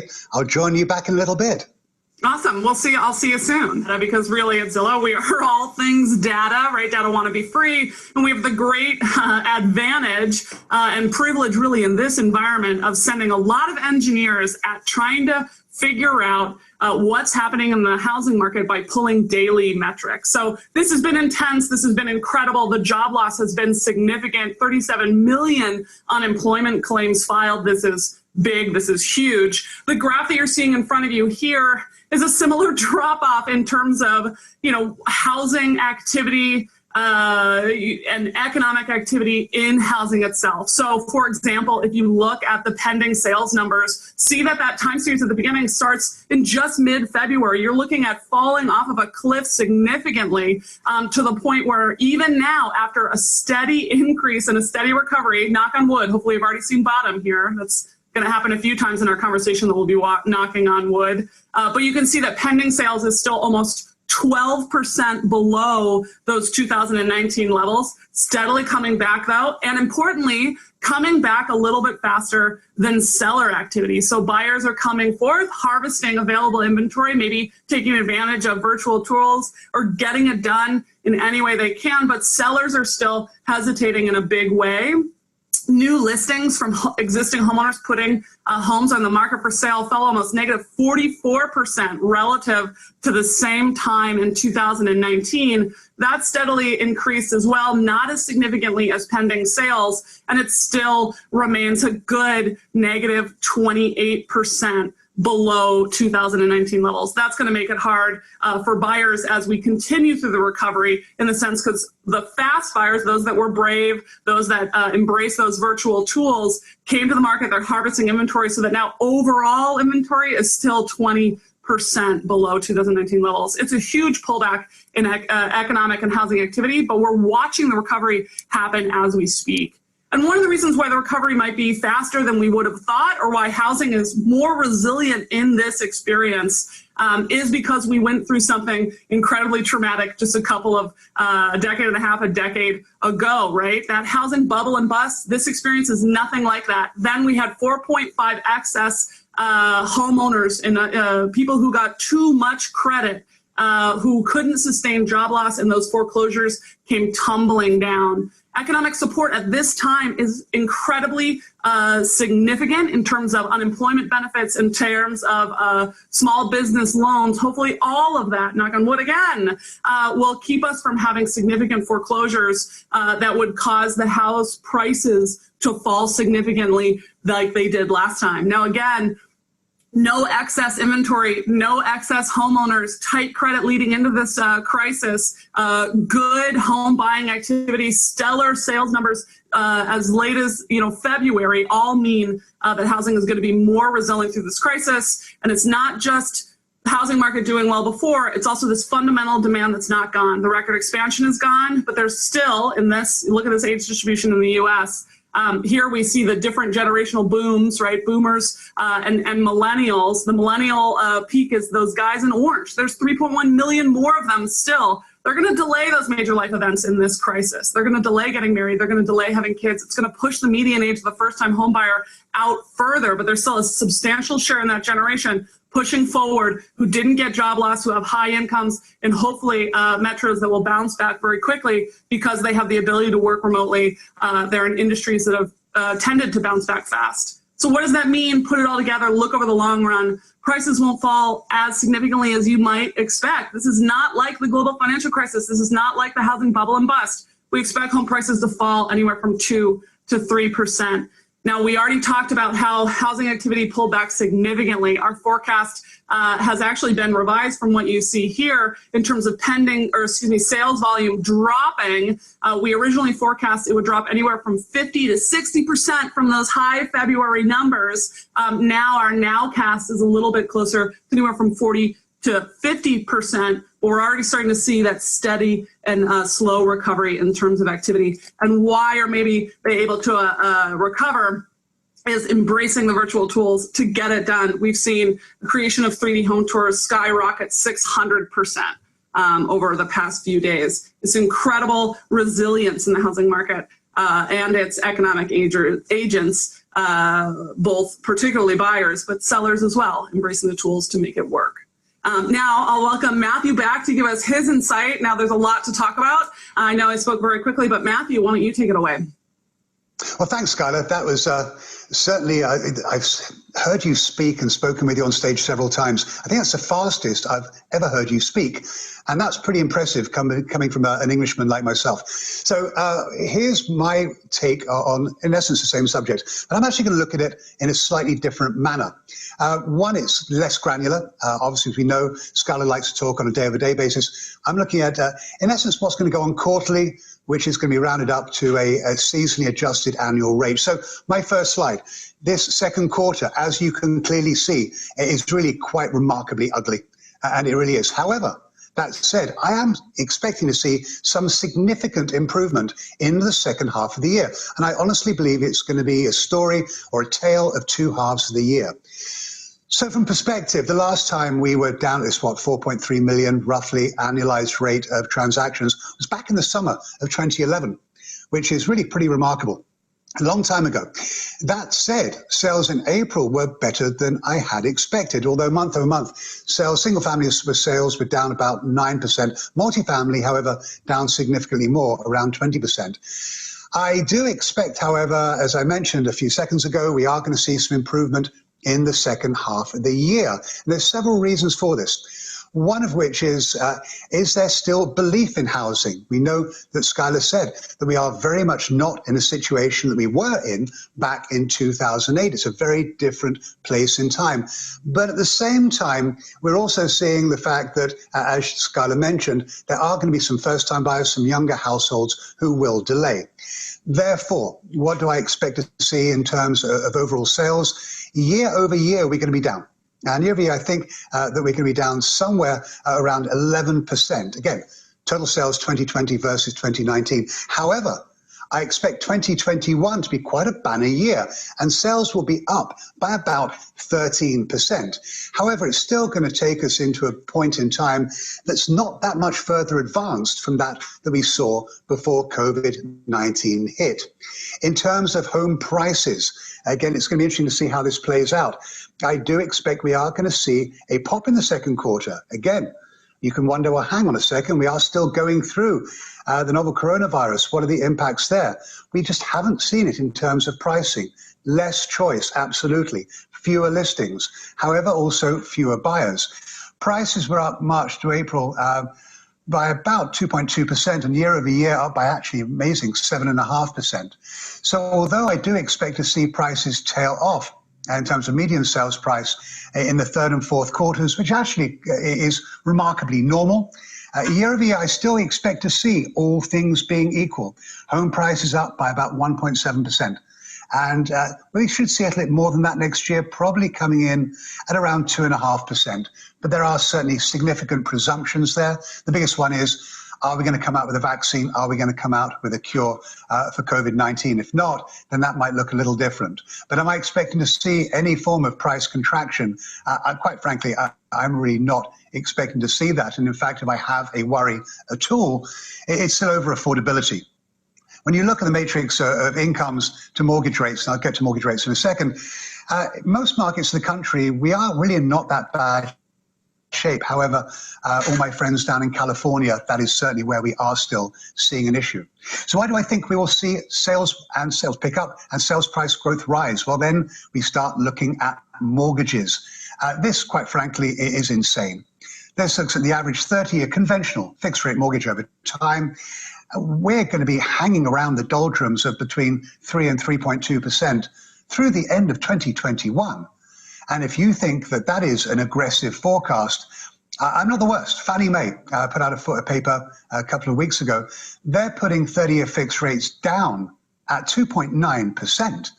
In actually the spring, late spring of next year. Well, what's going on, as you are all aware, mortgage rates, certainly 30-year fixed, they track the yield on 10-year treasuries. That spread between the two has been roughly about 1.7% over time, going back to the 70s. Right now, it's actually a full percentage point higher, 2.7%. So what does that tell me? Well, that implies the fact we could see where we are today, we could see mortgage rates drop down. And in essence, rates should be closer to 2.5% than to north of 3%. I can't get my head around sub 3% mortgages. However, they are not going to go up. They will drop. And because of that, I expect to see that we will see continued demand and home price growth. Finally, very quickly, no need to panic. Couple of charts, and I'll run through them very briefly. Mortgage and forbearance, major topic, have slowed down, as you can see, significantly. However, it does mean we're not going to see a big push in terms of foreclosure activity. Forbearance requests, a lot of activity, that has tailed off as well. I look at the mortgage purchase index produced by the Mortgage Banks Association. It's up. It has been up for the last 4 weeks. Again, that defines there is demand out there. And finally, I know that Scott did start out with massive job losses, but if you look at home ownership rates by income, this is hitting the apartment market far, far harder than it is the ownership market. Do I expect prices to go down? No. Do I expect demand? Demand's going to be interesting because of the supply issues that are going to be pervasive. But we're not in 2008. This is a health crisis, not a housing crisis. All right, so with that, Scott, come on back. All right, so in terms, what is interesting, what I'm hearing a lot, really across the country, and certainly in the Western US, the bottom feeders are out there. They seem to think we're back in 2008 again. You can pick up a house for the same price as a 6-pack of beer. I'm just not seeing it in any way, shape, or form. No. They are out there. I expect them to be. However, I think they are going to be sadly disappointed when it comes to the fact of not just the choice, but the price point of homes. Yes, we could temporarily see a drop. But what do you think? Well, so we see in general not a lot of signal that prices are falling. So we can watch those list prices and some of the median sale prices for the ones that close at this very low transaction volume. And we do see, in a lot of cases, nationally they're flat, right? They're not declining, but in some places, even when median list price or recent median sale prices are going down, generally we can also look at the composition change of the inventory. High-end homeowners pull back more than lower-end homeowners. There's more of an optionality up here, right? You can decide to sell when it's a good time. Doesn't look like a good time, like maybe now's a little bit wild, right? You pull back and we're seeing those median list price fall as these homes stay on the market more often. Everyone pulled back, but more so on the top. So not a signal at all that there are significant deals on the market. Yeah, and you're absolutely right. Because again, if you look at new listings, we've seen that pull back dramatically. Therefore, you have got the houses that are on the market. You can question, is their valuation appropriate? And also you look at average list price. Yes, absolutely, that is flattened. And at some point, that will relate through to a slowing down in sales price appreciation. Has to. Just the numbers make that work. So, but again, fire sales, no. I mean, remember, 1 in 4 homes with a mortgage in America have got more than 50% equity. We are sat collectively on, $8.7 trillion of equity right now. No one's going underwater. So any people that go out there looking at houses who are looking for short sales, well, good luck with that. Right. You're just not going to find it. Right, exactly. Yeah, and that's a saving grace for, any home sellers that find themselves having to sell, maybe if you didn't intend to for your own job loss or, whatever can happen to any of these households in situations like these. It's comforting to know that home prices are not, plummeting. And it's comforting for existing homeowners to know that there's probably not a foreclosure crisis coming because of all the support and the forbearance and the refinance and the low interest rates. There's a huge housing finance apparatus around the homeowner, which makes us believe, I think both you and I, Matthew, we've talked about this before, that housing, for sale housing, is much more resilient. We're much more worried about the rental market. Yeah, remarkably so. And I also see increased demand, just the fact of look at housing as a hedge against inflation. Look at housing as a hedge against the fact we could see future bugs make their appearance, You know, our stock portfolio might have dropped by 20, 35%. Did home prices drop by by at all? No, they didn't. So stability housing, I think, can attract a lot more people, or potentially some more people, than it would do normally, just given its resiliency and its stability. And that's very much where we are today. Yeah, now is not then. We're in a much different space. It's a crazy economic situation that we're in, but housing is coming to it a little bit tougher than it came to a crisis last time. Oh, very much so. In just the same way that the economy was in good shape January and February, so is housing. We just happened to turn the light off because we had to. When the light goes back on again, things will pick back up again. Of that, I have no doubt. Yeah, let's close, Matthew, on your tagline that you had at the end of your presentation. This is a health crisis, not a health crisis. I like that one. Cool. Well, what I've been telling certainly all our brokers and anyone who's listening, quite frankly, is this. When you wake up every morning, if you sell real estate, repeat after me. This is a health crisis, not a housing crisis. I think you do that, you're going to be in good shape. That's a nice one.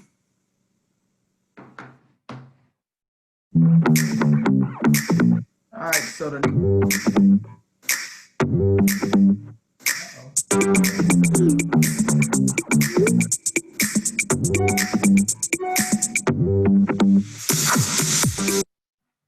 all right. This is a health crisis, not a home crisis. I have to use that. Not a housing crisis. Absolutely. I'm going to use that one.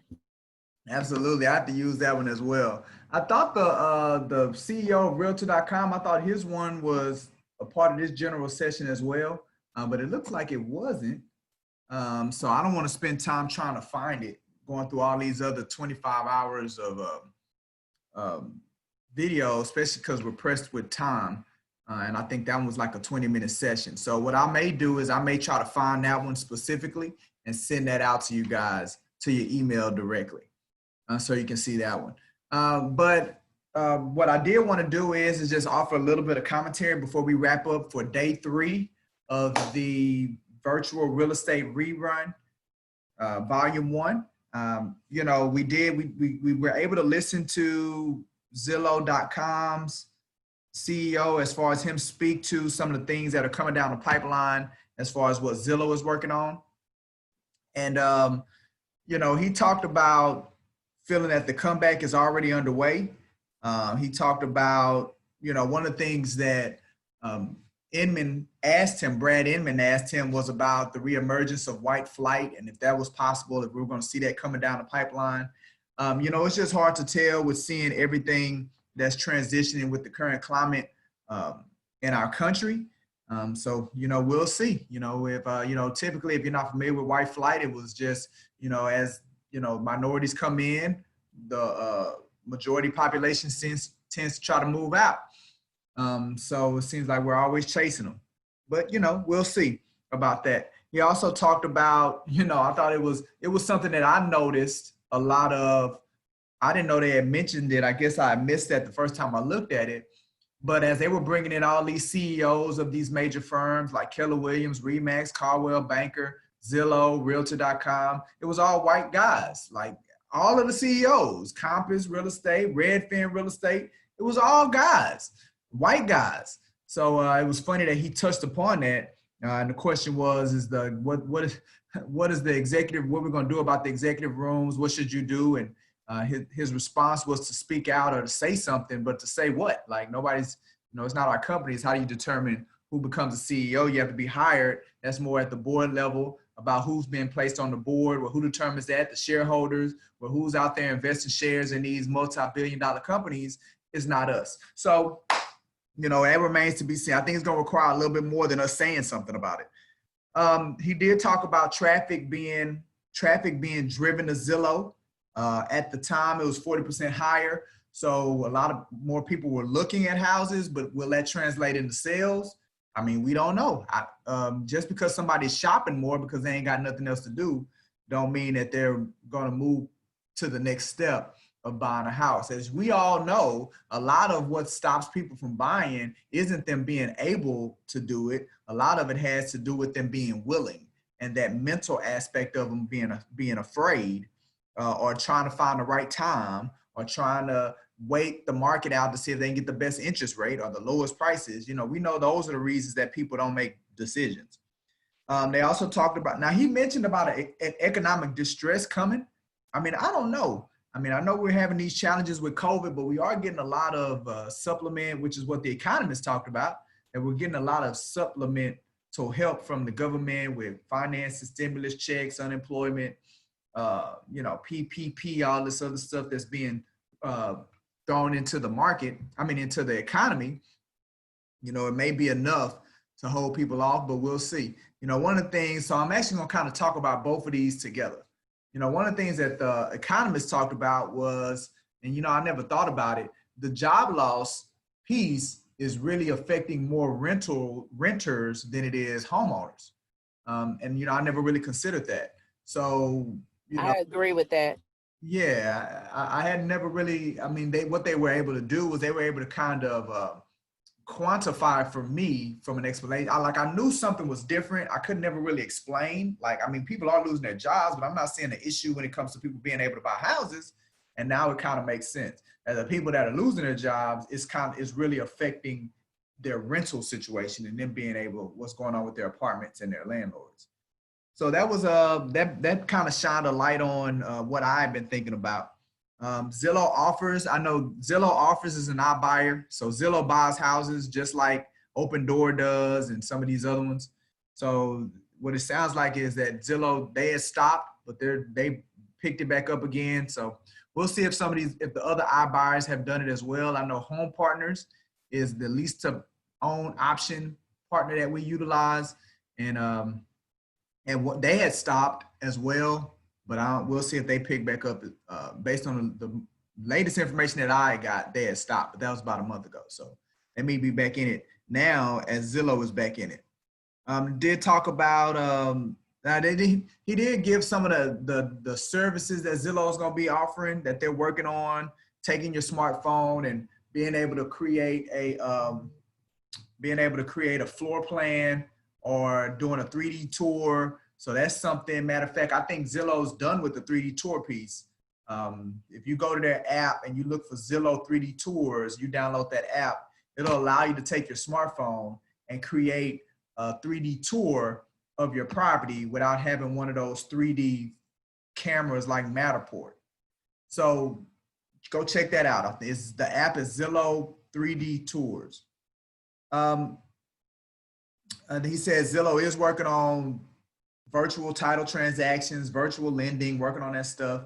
And then he mentioned, you know, Brad Inman asked about it. Are buyers in the market right now thinking that they can get deals? Yeah, we've gotten phone calls from people saying, hey, where are the deals? When are the deals coming? What it seems like, based on the conversation from the economists, is that they're not coming. There are not going to be any deals. That is not going to be 2008, 2009. Well, let me frame it. The reality is that there are always deals in the market. Like, they're always out there. You just got to find them. So I think what people are asking is it going to be like it was 10 years ago? And it's not. Or 10, 11 years ago. It's not. I mean, there's much more inventory in place, much more equity. People have much more equity. So if they do run into circumstances where they have to sell the house, they're not going to have any problems selling the house if they got 50% equity in their home. You're not going to see any issues as far as foreclosures, right? And short sales. So what they're telling us is that it's not going to be an influx of that stuff, because if a person did miss time the forbearance piece, if they do a short sale, it's not because the house is upside down. They're doing it because as a way to hold off the foreclosure process to give them time to sell it to the market. So what I hope that information does is that it kind of adjusts your strategy. Because originally I was going into it thinking, you know, you got to ramp up these whole short sale piece. You probably still do it, but hit it from a different angle of, if a person has not prepared themselves for forbearance and now they're in a situation, you want to come in as a consultant to help them through that situation, educate them on their options, right? And one of their options may be for them to sell the house, may have to utilize short sale to get more time, right? So you want to approach it from that standpoint of, you know, if a person's in trouble behind the decision they made when it comes to forbearance, you come in there and you can consult them and help them through that situation. I would approach it from that standpoint as we go into this thing.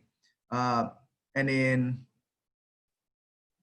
yeah, all right. So then some of the economists, they talk, what did they say? Again, it's not going to be like 2008. We got strong housing inventory, strong governmental support, and that the housing market has going to have strong resilience through this time. He gave some insight about what's going on, saying that yes, the second quarter was ugly, right? So April, May, June was ugly, but he's very hopeful that the second part of the year is going to be is going to rebound. So again, do not go and stick your head in the sand, right? Even if it has been tough on your business, you haven't been seeing things, you got to keep your thoughts and your feelings high so you can make sure that you can still see the opportunities that present themselves and you be able to capitalize on it. Do not go pin yourself up in your room and say, woe is me, and try to wait for things to change. Like I said yesterday, it's not changing. This is the new market. This is the new world. So now let's come up with creative ways on how you can take advantage and allow this to be a leg up and a launching pad for you to grow your business through it. I'm your broker. You don't have to do it by yourself. We can sit down, because the same thing I'm telling you to do, I'm actively doing right now, coming up with new ways, better ways, effective ways to grow Brooks & Davis Real Estate Firm, and coming up with new ideas and concepts to deliver and offer to you guys. So what I'm saying is, an idea is one thing, but you got to implement it. So if you're having a challenge implementing some of these things in your business, let's connect and let's work together on getting that done for you so we can capitalize on it. I like what he said. Merle said it. This is a health crisis, not a housing crisis. So get that out of your head. He did say that they believe, and he echoed Fannie Mae, that these low historical interest rates, and they are historical. Interest rates are lower now than they were in 2009 during the recession. And at that time, those interest rates were historical lows. So we've even eclipsed that. And they believe that it's going to happen all the way through the end of 2021. There's great opportunity there if you get that message out. Just like you get the message out to the people as far as forbearance, being able to help them so you can pick up listings, you can get the same message out as far as where the interest rates are right now, how it affects the monthly payment. And what it will do is that it's going to allow more people that if the interest rates were higher, couldn't afford or couldn't get qualified, now they can from a debt to income ratio standpoint. So it's going to be able to allow more people to come into the market. You put that message out there. You be the person that tell these people this, so you can draw more business, attract more business. Man, we talked about that yesterday. You have to attract business to you. Matter of fact, I think the young ladies in Vancouver said the same thing. They don't door knock, they don't cold call, because they want to turn themselves, position themselves into being magnets, and they attract business to them through their creativity and their the things that they do. Again, the economist said prices are not falling, they're more flat. We already talked about the equity piece, so North Shore sales, and they're much more worried about the rental market than it is the housing market. So if you want to be a solution in some respect, you probably have greater opportunity. Remember the young ladies in Vancouver said, pay attention to the people that nobody's noticing. If they're saying that the people that are having a hard time right now are the renters, well, guess who that's really impacted? The people that own rental property. See, now they got vacancy rates, right? So they may not be in a position to where they can maintain their properties if they don't have renters in it. So then they may run into a situation where they got to do short sales, or they got to sell. We ain't gonna say short sales, but maybe they got to liquidate because they can't afford the holding costs for these properties. So there may be another market there that you can go after that is going to be, that is really being impacted by what's going on with the job losses and things like that. So that's something to think about. So Michael, so you think it'd be a great idea to just like, when you say reach out to the renters, maybe like send, how can you do it? What do you call that? Kind of like quantum mail, do some type of forgot what they call it, where they automatically mail out to renters about being able to purchase homes, or I can't think. It's like a direct mail. That's what I was trying to think of. Do like a direct mail to renters at apartments or something. Is that a good idea in order to reach them? So what I think, what my response to that, Merle, is that it's more than just one thing. You got to build a strategy. So if you say, all right, I'm going to decide that renters is going to be who I go after, right? Well, the first thing you got to determine is well, what is the true outcome that you want to achieve by engaging these renters? All right, if the outcome is you want to educate them on, you want to educate them and qualify them to determine that they can buy versus rent. If that's what your outcome is that you want to do, then it's going to require more than just you sending them a direct mail piece, right? So you're going to have to send them a piece and then send them somewhere else where they can get educated, whether that's a video, whether that's a webinar, whether that's a workshop, whether that's a landing page. Like, you're going to have to send them somewhere to where they can get enough information to where now they want to get more information, and they could do that by a consultation. So it's going to have to be a process versus just one piece, one thing here, one thing there. It's going to have to be a collaboration of things to get you to the ultimate result that you want. Does that make sense? Makes a lot of sense.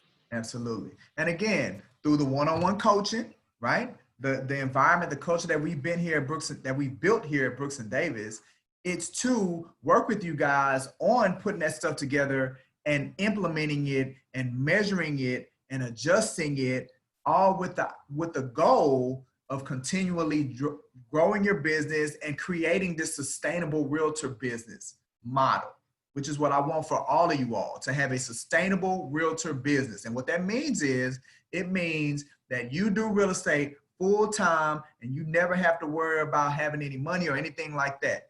You, your own boss in reality, right? So that is what we're looking to do and grow you guys through.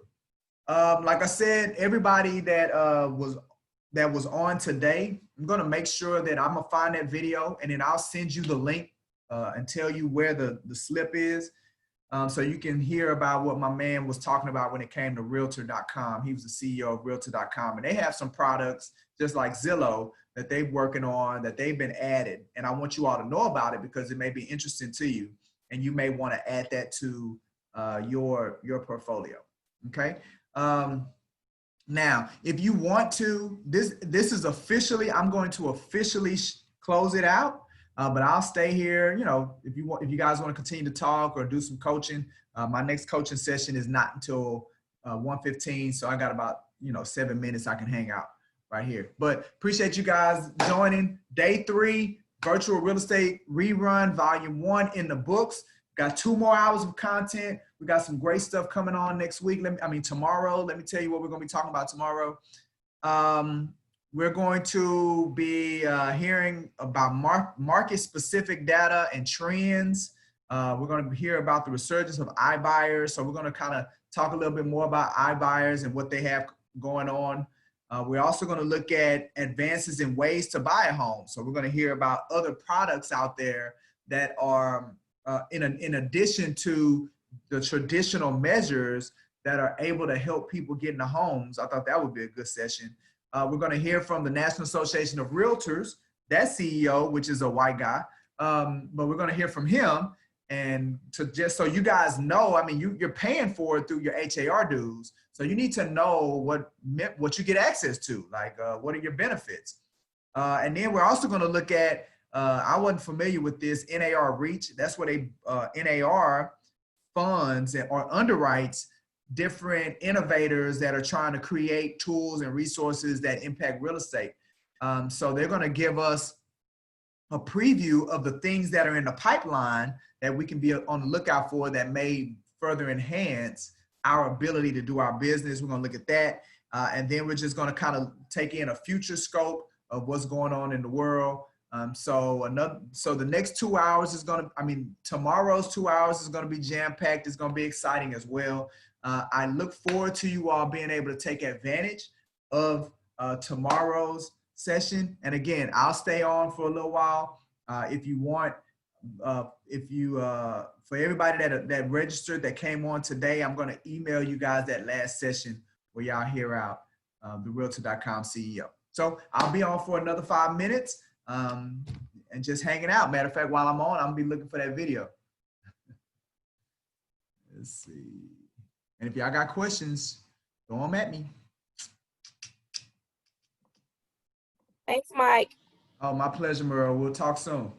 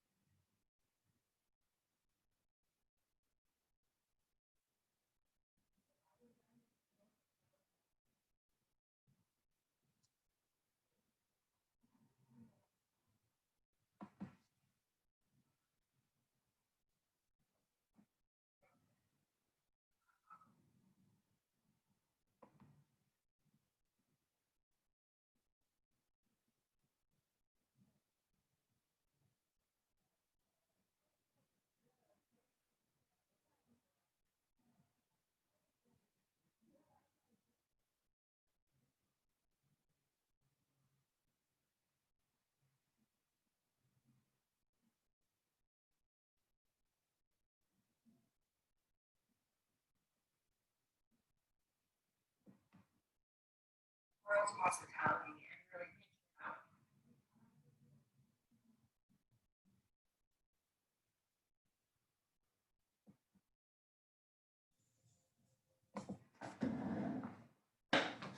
I don't know why I couldn't find that dude. It was on the right video, it was just on the wrong place.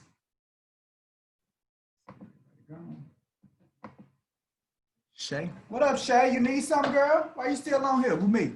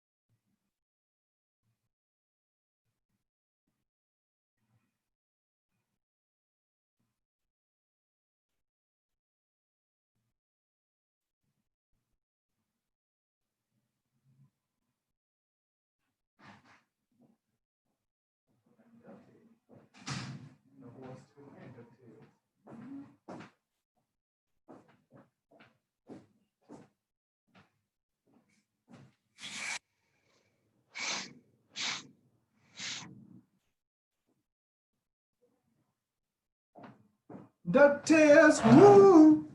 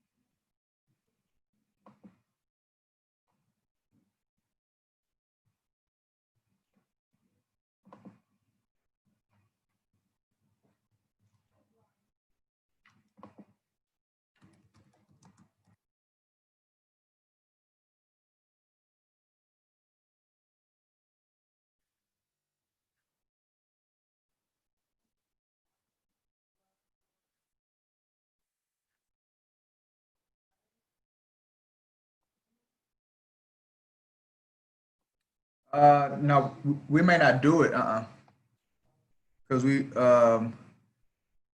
3 o'clock supposed to be the right now we ain't had nobody that was registering. I mean, Margaret, do you want to do a last push? I guess we could.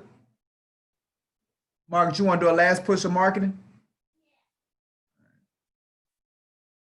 All right, come in here and get with Jess.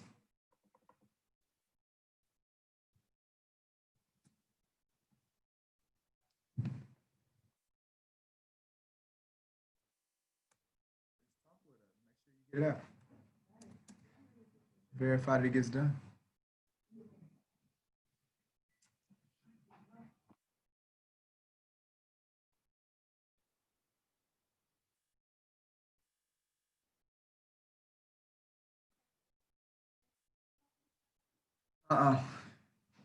What's that?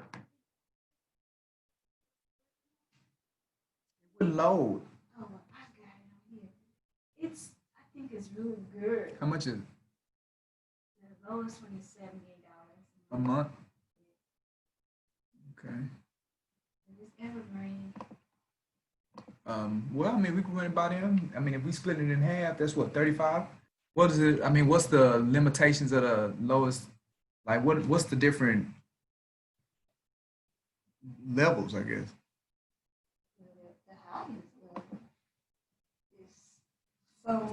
4:30 a month. Yeah, but I need you to explain to me the differences. Okay. Like, I don't care about price. I care about if it makes sense to get that one over the other one, then get the best one. I think that is I think that would do for us.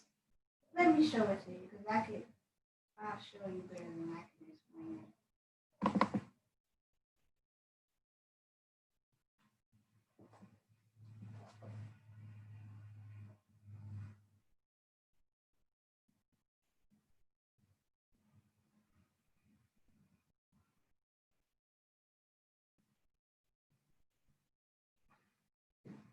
I think it would also be beneficial from your coaching.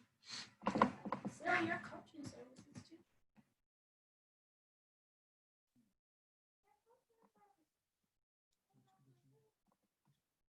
Tell them no. Well, hold on, Mark. I need you to talk to me. I can't. I'm actively doing something right now. I might catch you on the flip side.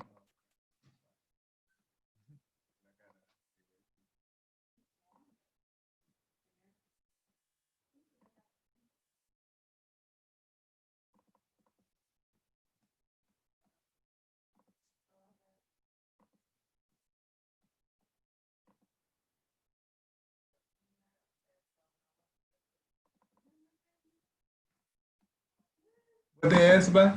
You got my 7 Oh. Oh. My mother-in-law asked too. She was like, I thought we were supposed to, when we was doing the drawing. I said, you got to come to the next one, Mama.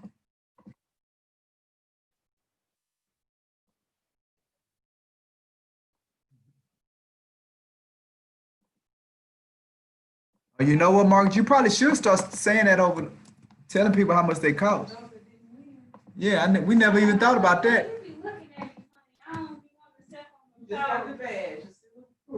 Right.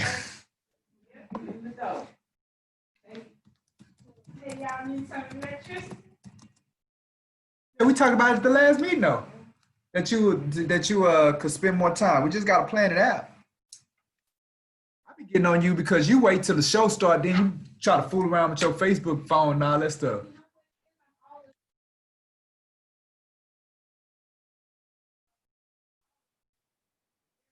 So what you got to start telling yourself is, if the show starts at 2:30 and we go live at 2:25, you need to shut down what you're doing at say 2:10. Then that give you 10 minutes to do everything. Or 2 o'clock. Say, okay, well at 2 o'clock I'm gonna stop doing what I'm working on and begin to prepare for the mastermind through tough time.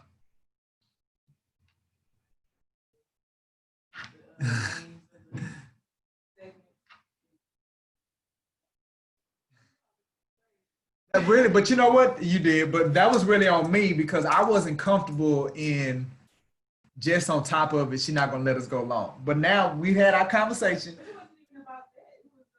No, it was. I did because I brought you in to see how we're looking on time. You brought me in to try and talk about the subject. Mm-mm. I was like, what you want to weigh in on this about? What you got? I think you I think you misunderstood what I was saying.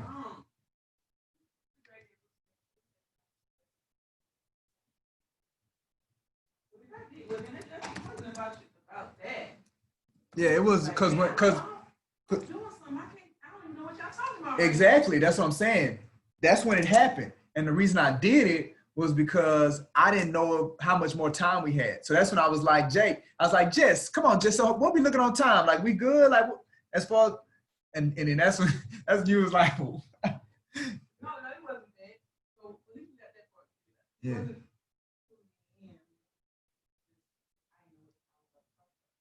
Right. Yeah. Yeah, nah, don't, yeah, but that's why I did that. But I won't, because we had already talked about, me driving, you know what I'm saying? But I was like, no, I'm saying we had already talked about me and Margaret doing the most of it, you jumping in when you want to jump in and me not pulling you in. But I did it because I got antsy because I'm like, I feel like we're going long. But now we talk and I'm just gonna be comfortable. Just got it. Look right. There we go.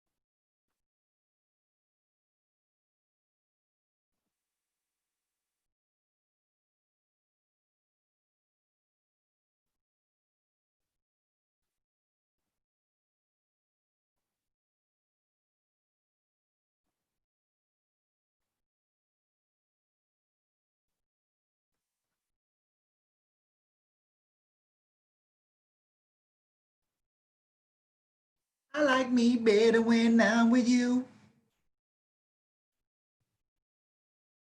Okay.